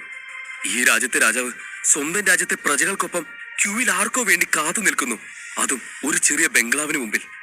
എന്തൊരു വിരോധാഭാസം! അവർ പരസ്പരം പറഞ്ഞു. ആരായിരിക്കും ആ ബംഗ്ലാവിൽ താമസിക്കുന്നത്? രണ്ടുപേരും ആലോചനയിൽ നിന്ന് പുറത്തു വരുന്നതിന് മുമ്പ് മറ്റൊരു കാർ വന്നു നിന്നു. അതിൽ നിന്ന് 3 വൃദ്ധന്മാർ പുറത്തിറങ്ങി. മൂവരും സമാനമായ വസ്ത്രങ്ങളാണ് ധരിച്ചിരിക്കുന്നത്. ഒപ്പം മൂവരുടെയും നെഞ്ചിൽ ഒരു നക്ഷത്രം മിന്നുന്നുണ്ട്. അതൊരു എസ് ലെവൽ അധ്യാപകരുടെ വസ്ത്രമാണെന്ന് മനസ്സിലാക്കിയ രണ്ട് കള്ളന്മാർ കൂടുതൽ തകർന്നുപോയി. 1 സ്റ്റാർ എസ് ലെവൽ അധ്യാപകരോ? അതും 3 പേർ ഒരുമിച്ച്. കള്ളന്മാരിൽ ഒരുവൻ അവരുടെ വസ്ത്രങ്ങൾ കണ്ട് അവരെ തിരിച്ചറിഞ്ഞു കഴിഞ്ഞിരുന്നു. അപ്പൊ അങ്ങനെ പറ, എനിക്കിപ്പോ കാര്യം മനസ്സിലായി. ഈ 3 അധ്യാപകരും ഈ വീട്ടിൽ താമസിക്കാൻ വന്നവരായിരിക്കും. ഈ വിദഗ്ധരെല്ലാം അവരുടെ ഉപദേശം തേടാൻ ഇവിടെ വന്നതാ. അവൻ പറഞ്ഞതും രണ്ടാമത്തെ കള്ളനും തലയാട്ടി. അത് അങ്ങനെ തന്നെ ആയിരിക്കുമെന്ന് അവനും വിചാരിച്ചു. ഒരു എസ് ലെവൽ അധ്യാപകന് മാത്രമേ ഇത്രയധികം ആളുകളെ ഒരുമിച്ച് കൊണ്ടുവരാൻ കഴിയുള്ളൂ. വിദഗ്ധരായാലും രാജാക്കന്മാരായാലും സാധാരണക്കാരായാലും കാത്തിരിക്കാനും കേൾക്കാനും ക്ഷണം കൂടാതെ ഓടി വരുന്നത് ഇത്തരം എസ് ലെവൽ അധ്യാപകർക്ക് മുൻപിലാണ്. ഹലോ പ്രകാശ് സാർ, സാറിനെ കണ്ടിട്ട് ഒരുപാട് നാളായി. സാറിന് ഒരു മാറ്റമില്ലല്ലോ. സുബ്രഹ്മണ്യ സാർ, സാറിനെ എന്റെ നാട്ടിൽ വെച്ച് കണ്ടുമുട്ടുമെന്ന് വിചാരിച്ചില്ല. 3 എസ് ലെവൽ അധ്യാപകർ എത്തിയതും ജനക്കൂട്ടം വീണ്ടും തിരക്കിലായി. അവരെ അഭിസംബോധന ചെയ്യുന്ന തിരക്കിലും ആളുകൾ അവർക്ക് മുന്നോട്ട് പോകാൻ വഴിയൊരുക്കി. നിങ്ങൾ 3 പേരും എന്റെ മുന്നിൽ നിൽക്കൂ. ചന്ദ്രഹാസ രാജാവ് പറയുമ്പോൾ 2 കള്ളന്മാരും വിചാരിച്ചത് ആ 3 അധ്യാപകരും ഗേറ്റ് തുറന്ന് ജനക്കൂട്ടത്തെ അകത്തേക്ക് നയിക്കുമെന്നാണ്. എന്നാൽ സംഭവിച്ചത് കള്ളന്മാരെ വീണ്ടും ആശയക്കുഴപ്പത്തിലാക്കി. കാരണം രാജാവ് അവരോട് മുന്നിൽ നിൽക്കാൻ മാത്രമാണ് ആവശ്യപ്പെട്ടത്. എല്ലാവരെയും പോലെ 3 എസ് ലെവൽ അധ്യാപകരും ഗേറ്റിന് മുന്നിൽ മിണ്ടാതെ നിന്നു. എല്ലാവരുടെയും നോട്ടം ഒരുപോലെ ഗേറ്റിലേക്ക് തന്നെ. ദൈവമേ, എന്താ ഇത്? കള്ളന്മാർ ഇരുവരുടെയും കണ്ണുകൾ പുറത്തേക്ക് തള്ളി തളർച്ചയുടെ വക്കിലെത്തിയിരുന്നു. ലെവൽ 7 വിദഗ്ധർ, പ്രശസ്ത അധ്യാപകൻ വാസുദേവൻ, രാജ്യത്തെ രാജാവ്, എസ് ലെവൽ അധ്യാപകർ, അതും ഒന്നല്ല 3 അധ്യാപകർ. എല്ലാവരും ഗേറ്റ് തുറക്കുന്നത് നോക്കി കാത്തു നിൽക്കുന്നു. ഇതാരുടെ വീടാണെന്ന് 2 കള്ളന്മാർക്കും അറിയണമായിരുന്നു. ആ വീട് കൊള്ളയടിക്കാനാണ് ഇരുവരും ആദ്യം പദ്ധതിയിട്ടത്. ഭാഗ്യത്തിനാണ് ഇന്ന് ഇങ്ങോട്ട് ഇറങ്ങാൻ തോന്നിയതെന്ന് അവർ ആശ്വസിച്ചു. ഇരുവരുടെയും ജീവൻ രക്ഷപ്പെട്ടതിന്റെ ഞെട്ടൽ തീരും മുമ്പ് കൂടുതൽ ഷോക്ക് നൽകാൻ മറ്റൊരു ബോംബുമായി ഒരുവൻ പുറത്തു വന്നിരുന്നു. അവനെ കണ്ടപ്പോൾ തന്നെ കള്ളന്മാർ അവനെ തിരിച്ചറിഞ്ഞു. അയ്യോ, ഇത് നമ്മുടെ അവനല്ലേ, ആ മോഹൻ. മാർക്കറ്റിൽ റിയൽ എസ്റ്റേറ്റ് കട നടത്തുന്ന ഇവനിവിടെ എന്താ ചെയ്യുന്നത്? ഒരു കള്ളൻ പറയുമ്പോൾ മറ്റൊരുവൻ തല മെല്ലെ ഇളക്കി. അതെ, അതവൻ തന്നെ. ശരിയാണല്ലോ, അവനെന്താ ഇവിടെ പണി? ഇരുവരും വർഷങ്ങളായി ടൗണിൽ കവർച്ച നടത്തി വരുന്നത് കൊണ്ട് തന്നെ ഇരുവർക്കും മാർക്കറ്റിലെ പലരെയും അറിയാം. ഇപ്പോൾ അവരുടെ മുന്നിൽ നിൽക്കുന്നത് സമൂഹത്തിന്റെ താഴെ തട്ടിൽ നിന്നുള്ള ഒരാളാണ്. അവന്റെയാണോ ഈ ബംഗ്ലാവ്? ഈ നാട്ടിലെ രാജാവടക്കം പുറത്ത് കാത്തു നിന്നത് അവന് വേണ്ടിയായിരുന്നു. പല ചിന്തകൾ അവരുടെ തലയിലൂടെ കടന്നുപോയി ആ നിമിഷം. ഗേറ്റ് തുറന്നപ്പോൾ കണ്ട കാഴ്ച കണ്ട് മോഹനും അടിമുടി വിറയ്ക്കാൻ തുടങ്ങി. സഹോദര, എന്നാണ് ഇന്ദ്രൻ സാർ തിരിച്ചെത്തുന്നത്? വാസുദേവൻ പെട്ടെന്ന് കൂപ്പ് കൈകളോട് ചോദിച്ചു. ക്ഷമിക്കണം സാർ, ഇന്ദ്രൻ സാറ് ഇതുവരെ വന്നിട്ടില്ല. സാറ് വരുമ്പോ ഞാൻ നിങ്ങളെ അറിയിക്കാം.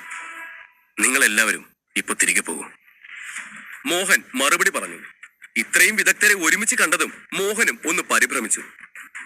അയ്യോ, ഇതുവരെ വന്നില്ലേ? സാരമില്ല, അദ്ദേഹം വരുന്നവരെ ഞാനിവിടെ കാത്തിരിക്കാം. വാസുദേവൻ ഒരു മൃദുവായ പുഞ്ചിരിയോടെ പറഞ്ഞു. പക്ഷേ മോഹന്റെ വാക്കുകൾ കേട്ട് മറ്റുള്ളവർ നിരാശരായി. അത് അവരുടെ മുഖത്ത് നീളിച്ചു. ഇന്ദ്രനെ കുറിച്ചുള്ള വാർത്ത വീണ്ടും വീണ്ടും പരക്കുന്നതോടെ അവിടെ ജനക്കൂട്ടം വർദ്ധിച്ചുകൊണ്ടിരുന്നു. നേരത്തെ അമ്പരന്നിരുന്ന മോഹന് ഇപ്പോൾ ടെൻഷൻ കാരണം തല കറങ്ങുന്നത് പോലെ തോന്നി. ജനക്കൂട്ടത്തെ നേരിടണം എന്നുള്ള ഭയമായിരുന്നില്ല അവന്. നേരെ മറിച്ച് ഇന്ദ്രൻ അവിടെ ഇല്ലാത്തതാണ് അവനെ കൂടുതൽ ഭയചകിതനാക്കിയത്. എന്ത് ചെയ്യണമെന്നറിയാതെ മോഹൻ ആ നിമിഷം ബോധരഹിതനായി. അധ്യായം 147. ചേതനെ കയ്യോടെ പിടികൂടുന്നു. ആൾക്കൂട്ടം കണ്ട് ബോധം പോയ മോഹൻ കണ്ണു തുറക്കുമ്പോൾ ആദ്യം തിരഞ്ഞത് ഇന്ദ്രനെയായിരുന്നു. പക്ഷേ നിരാശയായിരുന്നു ഫലം. ഇന്ദ്രൻ ഉടനെ വന്നില്ലെങ്കിൽ ആളുകൾ തന്നെ തല്ലിക്കൊല്ലുമെന്ന് മോഹൻ ഭയന്നു. തന്റെ ജീവിതകാലം കൊണ്ട് ആർജിച്ചെടുത്ത മനക്കരുത്തി ഇല്ലായിരുന്നുവെങ്കിൽ എപ്പോഴേ അയാൾ തളർന്നു പോയേനെ എന്ന് ഓർത്തുകൊണ്ട് അയാൾ എഴുന്നേറ്റു. ഭയത്തോടെയാണെങ്കിലും മോഹൻ എല്ലാവരെയും നോക്കി. നിങ്ങളെല്ലാവരും മടങ്ങിപ്പോകണം എന്ന് പറഞ്ഞ് എല്ലാവരെയും സമാധാനിപ്പിക്കാൻ ഒരുങ്ങവേ പെട്ടെന്ന് ആരോ തന്റെ മുന്നിലേക്ക് വരുന്നത് കണ്ടതും മോഹൻ അങ്ങോട്ടേക്ക് നോക്കി. ആ നിമിഷം അവന്റെ മുന്നിലേക്ക് വന്ന ആ മനുഷ്യനെ കണ്ടതും മോഹന്റെ കണ്ണുകൾ അത്ഭുതം കൊണ്ട് വിടർന്നു. കൈകാലുകൾ വിറച്ചു. നിശബ്ദതയെ ഭേദിച്ചുകൊണ്ട് മോഹന്റെ ശബ്ദം അല്പം ഉയർന്നു. സാർ എന്ന് വിളിച്ചുകൊണ്ട് അവൻ ആ മനുഷ്യന്റെ അടുത്തേക്ക് ഓടി. ദൈവമേ, ഇതെന്താ പൂരപ്പറമ്പോ? ബംഗ്ലാവിന്റെ ഗേറ്റിലെ നീണ്ട നിര കണ്ട അമ്പരന്ന ചേതൻ മനസ്സിൽ പറഞ്ഞു. സാർ, മോഹന്റെ വിചിത്രമായ പ്രതികരണം കണ്ട് ഇന്ദ്രൻ തിരിച്ചെത്തിയെന്ന് എല്ലാവർക്കും മനസ്സിലായി. എല്ലാവരും അവനെ തന്നെ ആവേശത്തോടെ നോക്കി. ഒരു മധ്യവയസ്കനെ അത്ഭുതത്തോടെ എല്ലാവരും നോക്കുന്നത് കാണുമ്പോൾ അവിടെ ഉണ്ടായിരുന്ന 2 കള്ളന്മാരും സ്തംഭിച്ചു നിന്നു. ഇവനാണോ ഇത്രയും വലിയ മനുഷ്യൻ? ഇവനെയാണോ എല്ലാവരും കാത്തിരുന്നത്? രണ്ടാമത്തെ കള്ളന്റെ കണ്ണുകൾ അത്ഭുതത്തോടെ പുറത്തേക്ക് തള്ളി. എന്തു തന്നെയായാലും കണ്ടാൽ ഒരു കൊച്ചുകുട്ടി വേഷം കെട്ടിയതുപോലെയുണ്ട്. അവനെ കണ്ടിട്ട് അവൻ ഒരു വലിയ ആളാണെന്ന് ഇരുവർക്കും തോന്നിയില്ല. എന്നിട്ടും രാജാവിനെയും എസ് ലെവൽ അധ്യാപകരെ പോലും യാതൊരു കരുണയും കൂടാതെ ഗേറ്റിന് പുറത്ത് വരി വരിയായി നിർത്തിയില്ലേ? കഴിഞ്ഞ 6 മാസമായി 2 മോഷ്ടാക്കളും വിദേശത്തായിരുന്നു. അതുകൊണ്ട് തന്നെ ഇന്ദ്രൻ എന്ത് ജാലവിദ്യയാണ് ഇവിടെ ചെയ്തതെന്നും എങ്ങനെയാണ് ഇത്രയും ജനങ്ങളെ കയ്യിലെടുത്തതെന്നും അവർക്കറിയില്ല. അതേസമയം ചേതൻ ഞെട്ടലോടെ മോഹനെ നോക്കി. എന്താ മോഹൻ, എന്താ കാര്യം? ഇവിടെ നിൽക്കുന്നവരെല്ലാം അവരവരുടെ പ്രശ്ന പരിഹാരത്തിന് എന്നെ തേടി വന്നതാണോ? അവൻ ചോദിച്ചു. അവൻ പുറത്തായിരുന്നതിനാൽ ഇത്രയധികം ആളുകൾ തന്നെ കാത്തിരിക്കുമെന്ന് സ്വപ്നത്തിൽ പോലും അവൻ കരുതിയില്ല. മോഹൻ മറുപടി പറയാനാകാതെ കരയുകയായിരുന്നു. എന്താ മോഹൻ നിനക്ക് പറ്റിയത്? ഞാൻ വെറും 5 ദിവസമല്ലേ ആയുള്ളൂ ഇവിടുന്ന് മാറി നിന്നിട്ട്. അതിനിടയിൽ ഇവിടെ എന്താ സംഭവിച്ചത്? നീ എന്തിനെങ്ങനെ കരയുന്നത്? ചേതൻ അവന്റെ തോളിൽ പതുക്കെ പിടിച്ചു. സാറിനെ കണ്ടപ്പോഴാ എന്റെ ശ്വാസം നേരെ വീണത്. ഇവരൊക്കെ സാറിനെ കാണാൻ വന്നതാ. അവൻ ചുറ്റും കൂടി നിന്നവരെ ചെറിയ ഭയത്തോടെ നോക്കുമ്പോൾ ആരുടെയോ ശബ്ദം അവിടെ ഉയർന്നു കേട്ടു. ഇന്ദ്രൻ സാർ. ചന്ദ്രഹാസൻ രാജാവ് കൂപ്പുകൈകളോടെ മുന്നോട്ട് വന്നു. നിന്നോടല്ല ചോദിച്ചത്, നീ ആദ്യം കാര്യം പറ മോഹൻ. ചേതൻ ചോദിച്ച ആളെ ശ്രദ്ധിക്കാതെ ദേഷ്യത്തോടെ മോഹനോട് പറഞ്ഞു. കാരണം അവിടെ നടക്കുന്നത് എന്താണെന്ന് ആദ്യം അവൻ അറിയണമായിരുന്നു. അതുകൊണ്ട് തന്നെ ഏതോ ഒരുവൻ തന്നെ തടസ്സപ്പെടുത്താൻ വന്നു എന്ന് കരുതിയാണ് അവന് ദേഷ്യം വന്നത്. 2 പേർ തമ്മിൽ സംസാരിക്കുമ്പോൾ മൂന്നാമതൊരാൾ ഇടയിൽ കയറി വരുന്നത് ചേതന് ഇഷ്ടമേ അല്ല. ഇവനൊന്നും ബോധമില്ലേ? ഞാൻ മോഹനോട് സംസാരിക്കുന്നത് അവർക്ക് കാണാൻ കഴിയുന്നില്ലേ? എനിക്ക് പകരമായി വേറെ ഏതെങ്കിലും ഒരു S ലെവൽ അധ്യാപകനാണെങ്കിൽ പണ്ടേ ഇവനെ പോലെയുള്ളവരൊക്കെ തല്ലുമായിരുന്നു. തൽക്കാലം ദേഷ്യം അടക്കി നിർത്തി മിണ്ടാതിരിക്കുന്നതാണ് നല്ലതെന്ന് അവന് തോന്നി. ദൈവമേ, ഇവിടെ എന്തീ നടക്കുന്നത്? 2 കള്ളന്മാർ ഞെട്ടി നിലത്ത് വീഴും പോലെ പറഞ്ഞു. അദ്ദേഹം ആ നാടിന്റെ രാജാവല്ലേ? അദ്ദേഹത്തെ ഇങ്ങനെ അപമാനിക്കാൻ അവൻ എങ്ങനെ ധൈര്യപ്പെട്ടു എന്നോർത്ത് എല്ലാവരും സ്തംഭിച്ചു നിന്നു. ഇത് കേട്ടു നിന്ന മോഹന്റെ മാനസിക നില പോലും തകർന്നു. എന്നാൽ ഒരു S ലെവൽ അധ്യാപകനിൽ നിന്നും മറ്റെന്താണ് പ്രതീക്ഷിക്കേണ്ടത്? കാരണം S ലെവൽ അധ്യാപകൻ സമൂഹത്തിന് മുൻപിൽ ഉന്നത സ്ഥാനം അലങ്കരിക്കുന്നവരാണ്. രാജാവ് പോലും അവരുടെ മുമ്പിൽ ഒന്നുമല്ലെന്ന് എല്ലാവർക്കും അറിയാം. ചേതന്റെ അപമാനം കണ്ട രാജാവിന്റെ മുഖം ലജ്ജ കൊണ്ട് ചുവന്നു. നീ എന്താലോചിച്ചുകൊണ്ട് നിൽക്കുക മോഹൻ? ഞാൻ ചോദിച്ചത് കേട്ടില്ലേ? രാജാവിനെ ശ്രദ്ധിക്കാതെ വീണ്ടും ചേതൻ മോഹനോട് ചോദിച്ചു. അയ്യോ! പൊടുന്നനെ മോഹൻ ഞെട്ടലിൽ നിന്നും പുറത്തു വന്ന് സംസാരിക്കാൻ തുടങ്ങി. ഇവരൊക്കെ കഴിഞ്ഞ കുറച്ച് നാളുകളായി സാറിനെ കാണാനായി കാത്തിരിക്കുന്നവരാണ്. ചന്ദ്രഹാസൻ രാജാവും അവരിൽ ഒരാളായി നിൽക്കുകയാണ്. മോഹൻ മടിച്ചു പറഞ്ഞു. എന്ത്? രാജാവോ? എന്റെ രാജാവും എന്നെ കാണാൻ വന്നിട്ടുണ്ടെന്നോ? ചേതൻ ആശ്ചര്യത്തോടെ ചോദിച്ചു. ആവശ്യത്തിന് പണം സമ്പാദിച്ച ശേഷം ആ ബംഗ്ലാവ് തിരികെ നൽകാമെന്നും ഇന്ദ്രൻ എന്ന കള്ളവേഷം മാറ്റി വീണ്ടും ചേതനാകാമെന്നുമാണ് അവൻ കരുതിയിരുന്നത്. എന്നാൽ ഇവിടെ സംഭവിച്ചത് മറ്റൊന്നായിരുന്നു. ചേതന്റെ മഹത്വം കേട്ട് സാക്ഷാൽ രാജാവ് വരെ ഇവിടെ എത്തിയിരിക്കുന്നു. രാജാവ്? അദ്ദേഹം എന്നിട്ട് എവിടെ? അത്യധികം ആവേശത്തിലായിരുന്നു അവൻ അത് ചോദിച്ചത്. ചേതന്റെ വാക്കുകൾ കേൾക്കെ എല്ലാവരുടെയും ഭാവം മാറി. മോഹൻ പോലും ഇടറി. ചേതൻ മഹാരാജാവിനെ തിരിച്ചറിഞ്ഞിട്ടില്ല എന്ന് അവർക്ക് മനസ്സിലായി. അതോടെ ആളെ മനസ്സിലാവാത്തതുകൊണ്ടാണ് അവൻ രാജാവിനെ തഴഞ്ഞതെന്നും മനഃപൂർവ്വം അപമാനിച്ചതല്ലെന്നും എല്ലാവർക്കും വ്യക്തമായി കഴിഞ്ഞിരുന്നു. അത് ഞാനാണ്. അല്പം മുമ്പ് അയാൾ പറഞ്ഞ ആ രാജാവ്. ചന്ദ്രഹാസൻ അല്പം പരിഹാസത്തോടെയാണ് അത് പറഞ്ഞത്. അങ്ങാണോ രാജാവ്? ചേതന്റെ കണ്ണുകൾ ആശ്ചര്യത്തിൽ വിടർന്നു. അയ്യോ ദൈവമേ, ഞാൻ എന്ത് മണ്ടത്തരമാണ് ഈ കാണിച്ചു കൂട്ടിയത്? അദ്ദേഹത്തിന്റെ പുസ്തക ശേഖരം മുഴുവൻ ഉപയോഗിച്ചിട്ട് വന്ന് അദ്ദേഹം ആരാണെന്നറിയാതെ സംസാരിച്ചതിന് ചേതൻ അവനെ തന്നെ ശകാരിച്ചു. ഈ നിമിഷം രാജാവ് അവനെ കുമ്പിട്ട് അഭിവാദ്യം ചെയ്തു. ഇന്ദ്രൻ സാർ, അങ്ങ് ഞങ്ങളുടെ നാട്ടിൽ വന്നതിൽ എനിക്ക് അതിയായ സന്തോഷമുണ്ട്. ഇതാണ് S ലെവൽ അധ്യാപകൻ കേശവ്. ഇത് S ലെവൽ അധ്യാപകൻ സുബ്രഹ്മണ്യൻ. ഇത് S ലെവൽ അധ്യാപകൻ പ്രകാശ്. രാജാവ് തന്നെ അവരെ പരിചയപ്പെടുത്തി. കേശവ്, സുബ്രഹ്മണ്യൻ, പ്രകാശ്, ഇവരൊക്കെ S ലെവൽ ടീച്ചേഴ്സാണോ? അവൻ മനസ്സിൽ പറഞ്ഞു. ഇത് കേട്ട് ചേതൻ അത്ഭുതപ്പെട്ടു. നാട്ടിൽ ഒരു S ലെവൽ ടീച്ചർ പോലുമില്ലെന്ന് അവൻ കേട്ടിരുന്നു. ഈ 3 S ലെവൽ ടീച്ചർമാർ എവിടെ നിന്നാണ് വന്നതെന്ന് ചേതന് പെട്ടെന്ന് മനസ്സിലായില്ല. 5 ദിവസമായി ചേതൻ അവിടെ ഉണ്ടായിരുന്നില്ല. ഈ 5 ദിവസത്തിനുള്ളിൽ എന്താണ് സംഭവിച്ചതെന്ന് ചേതന് എത്ര ആലോചിച്ചിട്ടും മനസ്സിലായില്ല. ഇന്ദ്രൻ സാർ, ഞാൻ കേശവ് കൂപ്പ് കൈകളുമായി മുന്നോട്ട് വന്നു. അതേസമയം തന്നെ അയാൾ തന്റെ മുന്നിൽ നിൽക്കുന്ന ചേതനെ അടിമുടി നോക്കാൻ തുടങ്ങി. ചേതന്റെ ഭാവമാറ്റം കേശവ് ഒറ്റ നോട്ടത്തിൽ ശ്രദ്ധിച്ചു. എന്നാൽ അയാളുടെ മാറിയ മനോഭാവം ചേതൻ ശ്രദ്ധിച്ചില്ല. കാരണം ഈ വിഷയത്തിൽ അവന് ഇപ്പോഴും തലയും വാലും മനസ്സിലായിട്ടില്ല എന്നുള്ളതാണ് വസ്തുത. ചേതൻ അവന്റെ തലയിൽ പതുക്കെ ചൊറിഞ്ഞ് കൈകൊണ്ട് ആംഗ്യം കാണിച്ചു. എന്റെ കൂടെ അകത്തേക്ക് വന്നോളൂ. രാജാവും S ലെവൽ അധ്യാപകരും സമൂഹത്തിലെ ഏറ്റവും ഉന്നതരായവരാണ്. അവരെ തന്റെ വീടിന്റെ വാതിൽക്കൽ ഇങ്ങനെ നിർത്തുന്നത് ശരിയല്ല എന്ന് കരുതിയാണ് അവൻ അകത്തേക്ക് കൂട്ടിക്കൊണ്ടുപോയത്.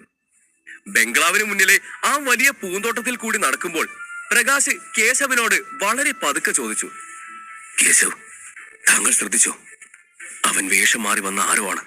ഇപ്പൊ അവന്റെ യഥാർത്ഥ മുഖമല്ല, അവന്റെ സ്കിന്നും ആ നടത്തവും അത് വ്യക്തമായി കാണിക്കുന്നുണ്ട്. അതെ, അവന്റെ പ്രായം ഒരു 25 കൂടില്ല. ബാക്കിയെല്ലാം മേക്കപ്പാണ്. കേശവും മറുപടി പറഞ്ഞു. ഈ നിമിഷം പ്രകാശ് തലയാട്ടി സംശയത്തോടെ ചോദിച്ചു, ഇയാളെങ്ങനെ ഇത്രയും ചെറുപ്പത്തിൽ തന്നെ എസ് ലെവൽ ടീച്ചറായി? അതോ ഇനി അഭിനയിക്കുന്നതാണോ? 25 വയസ്സ് പോലും തികയാത്ത ഒരാൾക്ക് എങ്ങനെ എസ് ലെവൽ ടീച്ചറായി അഭിനയിക്കാൻ കഴിയും? ഒരു എസ് ലെവൽ ടീച്ചറാകാൻ ഒരാൾക്ക് നിരവധി പരീക്ഷകളാണ് എഴുതേണ്ടി വരുന്നത്. ഓരോ പരീക്ഷാ തലത്തിലും കൂടുതൽ പ്രതിസന്ധികൾ നേരിടേണ്ടി വരും. ചെറിയ പ്രായത്തിൽ പഠിച്ചെടുക്കാൻ പറ്റുന്ന കാര്യങ്ങൾക്ക് ഒരു ലിമിറ്റേഷൻ ഉണ്ട്. ഒരാൾക്ക് പ്രായം കൂടുന്തോറും അയാളുടെ അനുഭവങ്ങളിലൂടെയാണ് കൂടുതൽ അറിവുണ്ടാകുന്നത്. അതുകൊണ്ട് തന്നെ 30 വയസ്സിന് താഴെയുള്ളവർക്ക് എസ് ലെവൽ അധ്യാപകരാകാൻ കഴിയില്ല. അങ്ങനെ നോക്കുമ്പോൾ ഇതവന്റെ അഭിനയമാണ്. ഞാൻ തീർച്ചയായും അവന്റെ പുറം മൂടി അഴിച്ചത് തെളിയിക്കും. സുബ്രഹ്മണ്യം പറഞ്ഞു. മഹാദേവൻ ഉൾപ്പെടെയുള്ളവരോട് സംസാരിച്ചതോടെ മൂവർക്കും ഇന്ദ്രനിൽ സംശയം തോന്നിയിരുന്നു. അതുകൊണ്ടാണ് മൂവരും ഇന്ദ്രൻ യഥാർത്ഥത്തിൽ ആരാണ് എന്നറിയാൻ ആഗ്രഹിച്ചത്. ഇന്ദ്രൻ യഥാർത്ഥ എസ് ലെവൽ അധ്യാപകനാണോ അല്ലയോ എന്നറിയാൻ അവർക്കും ആകാംക്ഷയുണ്ടായിരുന്നു. ഇപ്പോൾ നേരിൽ കണ്ടതും അയാളുടെ വേഷപ്പകർച്ച അവരെ കൂടുതൽ സംശയത്തിലാഴ്ത്തി. ആ യഥാർത്ഥ എസ് ലെവൽ അധ്യാപകർ ആദ്യ കാഴ്ചയിൽ തന്നെ ഇന്ദ്രൻ ഒരു എസ് ലെവൽ അധ്യാപകനായി നാടകം കളിക്കുകയാണെന്ന് വരെ കണ്ടുപിടിച്ചു. പക്ഷേ അതിന്റെ പുറകിലെ കാരണം മാത്രം അവർക്ക് മനസ്സിലായില്ല.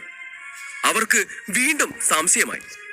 എല്ലാ മേഖലകളിലും മികവുറ്റു നിൽക്കുന്ന ഈ 3 അധ്യാപകർക്ക് പോലും മനസ്സിലാക്കാൻ കഴിയാത്ത പല അടവുകളും 25 വയസ്സുള്ള ഒരു ആൺകുട്ടിക്ക് എങ്ങനെ ചെയ്യാൻ കഴിയുന്നു? അവൻ ആളുകളെ വിഡ്ഢികളാക്കാൻ എന്തെങ്കിലും വലിയ പദ്ധതി തയ്യാറാക്കിയിട്ടുണ്ടാകുമെന്ന് അവർ ചിന്തിച്ചു കൂട്ടി. പിന്നെ നീ അവന്റെ തുടുത്ത കണ്ണുകൾ കണ്ടോ? അവന്റെ മുഖത്ത് പ്രകടമായി ക്ഷീണം കണ്ടോ? അവരൊരു എസ് ലെവൽ അധ്യാപകനായിരുന്നുവെങ്കിൽ അവൻ ഈ അവസ്ഥയിലായിരിക്കില്ല. കേശവ് പറഞ്ഞു. ചേതന്റെ വേഷപ്പകർച്ചയും ക്ഷീണവും അയാൾക്ക് വ്യക്തമായി മനസ്സിലാക്കാൻ കഴിഞ്ഞിരുന്നു. സത്യം മനസ്സിലാക്കിയതോടെ ചേതനെ കാണുമ്പോൾ അവർക്ക് ദേഷ്യം വന്നു. കാരണം അദ്ദേഹം ഒരു എസ് ലെവൽ അധ്യാപകനല്ല എന്നത് തന്നെയായിരുന്നു കാരണം. അവർക്കൊരിക്കലും വഞ്ചകരോട് ക്ഷമിക്കാനാവില്ല. ഇതേ സമയം അവർ തന്നെക്കുറിച്ചുള്ള സത്യം മനസ്സിലാക്കിയത് ചേതനും അറിഞ്ഞില്ല. അവരെന്താണ് സംസാരിക്കുന്നതെന്ന് അറിയാതെ അവൻ ഹാളിന്റെ നടുവിലുള്ള കസേരയിൽ ഇരുന്നു. നിങ്ങൾ 3 പേരും എന്നെ കാണാൻ വന്നത് എന്തിനാണെന്ന് പറയൂ, ചേതൻ അവരോടായി ചോദിച്ചു. നിങ്ങൾ ഒരു വലിയ ഡോക്ടറാണെന്ന് ഞങ്ങൾ കേട്ടു. അടുത്ത ലെവലിലെത്താൻ നിങ്ങൾ ആളുകളെ സഹായിക്കുന്നുവെന്നും അറിഞ്ഞു. എനിക്ക് നിങ്ങളുടെ ഒരു ഉപദേശം ആവശ്യമുണ്ട്. അതിനാലാണ് ഞാൻ നിങ്ങളെ കാണാൻ വന്നത്. കേശവാണത് പറഞ്ഞത്. നേരിട്ട് ചോദിച്ചാൽ ഇന്ദ്രൻ സത്യം പറയില്ലെന്ന് കേശവനറിയാം. എന്തായാലും അയാളെ കയ്യോടെ പിടികൂടി സമൂഹത്തിന് മുന്നിൽ തുറന്നു കാട്ടേണ്ടത് അത്യാവശ്യമാണ്. ഇതിനായി അവന്റെ കഴിവുകൾ ടെസ്റ്റ് ചെയ്യേണ്ടതും അത്യാവശ്യമാണ്. നിങ്ങൾക്ക് എന്താണ് അറിയേണ്ടത്? ചേതൻ കൈ ഉയർത്തി കാണിച്ചുകൊണ്ട് ചോദിച്ചു. ചേതന്റെ മനസ്സിൽ ഇപ്പോൾ ഒരു ചിന്ത മാത്രമായിരുന്നു. ബാക്കി 4 ലക്ഷം എങ്ങനെയെങ്കിലും സമ്പാദിക്കണം. ആ 4 ലക്ഷം കൊണ്ട് അവൻ ഓർഡർ ചെയ്ത മരുന്നുകൾ വാങ്ങാൻ ആൽക്കമിസ്റ്റ് യൂണിയനിൽ പോകണം. പിന്നെ സുഖമായി ഒന്നുറങ്ങണം. കാരണം അവൻ നന്നേ ക്ഷീണിതനായിരുന്നു. ആരോടും സംസാരിക്കാൻ തന്നെ ആഗ്രഹിച്ചിരുന്നില്ല. ചേതന്റെ ഈ പെരുമാറ്റം കണ്ട് 3 പേർക്കും ദേഷ്യം വന്നു. അത് അവർ കടിച്ചമർത്തി. നീ എന്ത് നാടകം കളിക്കുന്നോ കളിച്ചോളൂ. എവിടെ വരെ പോകുമെന്ന് നമുക്ക് നോക്കാം. അതായിരുന്നു ആ ടീച്ചർമാർ അവനെ കുറിച്ച് ചിന്തിച്ചു കൂട്ടിയത്. പുറത്തുനിന്ന് എത്ര ശാന്തനായി അഭിനയിച്ചാലും അവന്റെ നാടകം ഇവിടെ ഫലിക്കില്ല. അവന്റെ മൂടുപടം വെളിപ്പെടുത്താതെ തങ്ങൾ പോകില്ലെന്ന് അവർ തീരുമാനിച്ചു. ആ നിമിഷം പ്രകാശ് ദേഷ്യം നിയന്ത്രിച്ചുകൊണ്ട് അവനെ നോക്കി. പ്രശ്നം എനിക്കാണ്, ദയവായി എന്നെ സഹായിക്കൂ. കൂപ്പുകൈകളോടെ അയാൾ സംസാരം തുടർന്നു. ഞാനിപ്പോ ഡോൺ 7 സ്റ്റേജിൽ ലെവൽ 4 ആണ്. എനിക്ക് 8 സ്റ്റേജിലേക്ക് മുന്നേറണം. പക്ഷേ എന്റെ ശരീരത്തിൽ ഓറ ശേഖരിക്കാനാവുന്നില്ല. ഞാൻ എത്ര ശ്രമിച്ചിട്ടും അത് നടക്കുന്നില്ല. ഇതുവരെ ഞാൻ എല്ലാം പരീക്ഷിച്ചു നോക്കി, പക്ഷേ അതൊന്നും തന്നെ ശരിയാവുന്നില്ല. ദയവായി എനിക്കൊരു സൊല്യൂഷൻ പറഞ്ഞു തരൂ. അദ്ദേഹം അവനോടായി ചോദിച്ചു. ഡോൺ 7 സ്റ്റേജ് 4? അത് കേട്ട് ചേതൻ ഞെട്ടി. കാരണം അവൻ തന്നെ ഡോൺ 6 റോയൽ ലൈബ്രറിക്കുള്ളിൽ പോലും ഒരു ഡോൺ 7 പുസ്തകം കണ്ടെത്താൻ അവന് കഴിഞ്ഞില്ല. ഡോൺ 7 എന്താണ് സംഭവിക്കുന്നത് എന്നും അവൻ അറിയില്ല. അങ്ങനെയുള്ള താൻ മറ്റൊരാൾക്ക് എന്ത് ഉപദേശം നൽകാനാണ്? ശരി, ഒരു കാര്യം ചെയ്യും. ഇവിടെ ചില മൂവ്മെന്റ്സ് കാണിക്കും, ഞാൻ നോക്കാം. തനിക്ക് മുന്നിലുള്ള ഒരു ഡോൺ 7 എസ് ലെവൽ അധ്യാപകനോട് കിടപിടിച്ചു നിൽക്കാൻ തനിക്ക് കഴിയില്ലെന്ന് ചേതൻ അറിയാം. അതുകൊണ്ട് വെറുതെ എന്തെങ്കിലും ചോദിച്ചും പറഞ്ഞും സമയം കളഞ്ഞിട്ട് കാര്യമില്ലല്ലോ എന്നോർത്താണ് ചേതൻ അങ്ങനെ പറഞ്ഞത്. ഈ വിഷയത്തിൽ അവനെ സഹായിക്കാൻ മാന്ത്രിക ലൈബ്രറിക്ക് മാത്രമേ കഴിയൂ. ഒരു ലൈബ്രറി ഇല്ലാതെ ആരെയും ഉപദേശിക്കാൻ ചേതനാവില്ല. ഓ, താങ്കൾക്ക് എന്റെ അടവുകൾ കാണണോ? ആ നിമിഷം പ്രകാശ് ചോദിക്കുമ്പോൾ ചേതൻ തലയിളക്കി മൂളി. ഒരു പോരാട്ടത്തിൽ ഒരു ചലനം കണ്ട് എതിരാളിയുടെ പ്രശ്നം മനസ്സിലാക്കാൻ കഴിയുമെന്ന് പ്രകാശിന് അറിയാമായിരുന്നു. അതുകൊണ്ട് എഴുന്നേറ്റ് തന്നോട് ഇന്ദ്രൻ പറഞ്ഞതുപോലെ ചെയ്യാൻ അയാൾ മടിച്ചില്ല. അവന്റെ ശക്തി കാരണം അന്തരീക്ഷത്തിൽ പോലും മാറ്റങ്ങൾ ഉണ്ടാകാൻ തുടങ്ങി. ഒപ്പം ശബ്ദം ഉച്ചത്തിലാകാൻ തുടങ്ങി. അവൻ ഡോൺ 7 ആയിരുന്നതിനാൽ അവന്റെ ഓറ അതിതീവ്രമായിരുന്നു.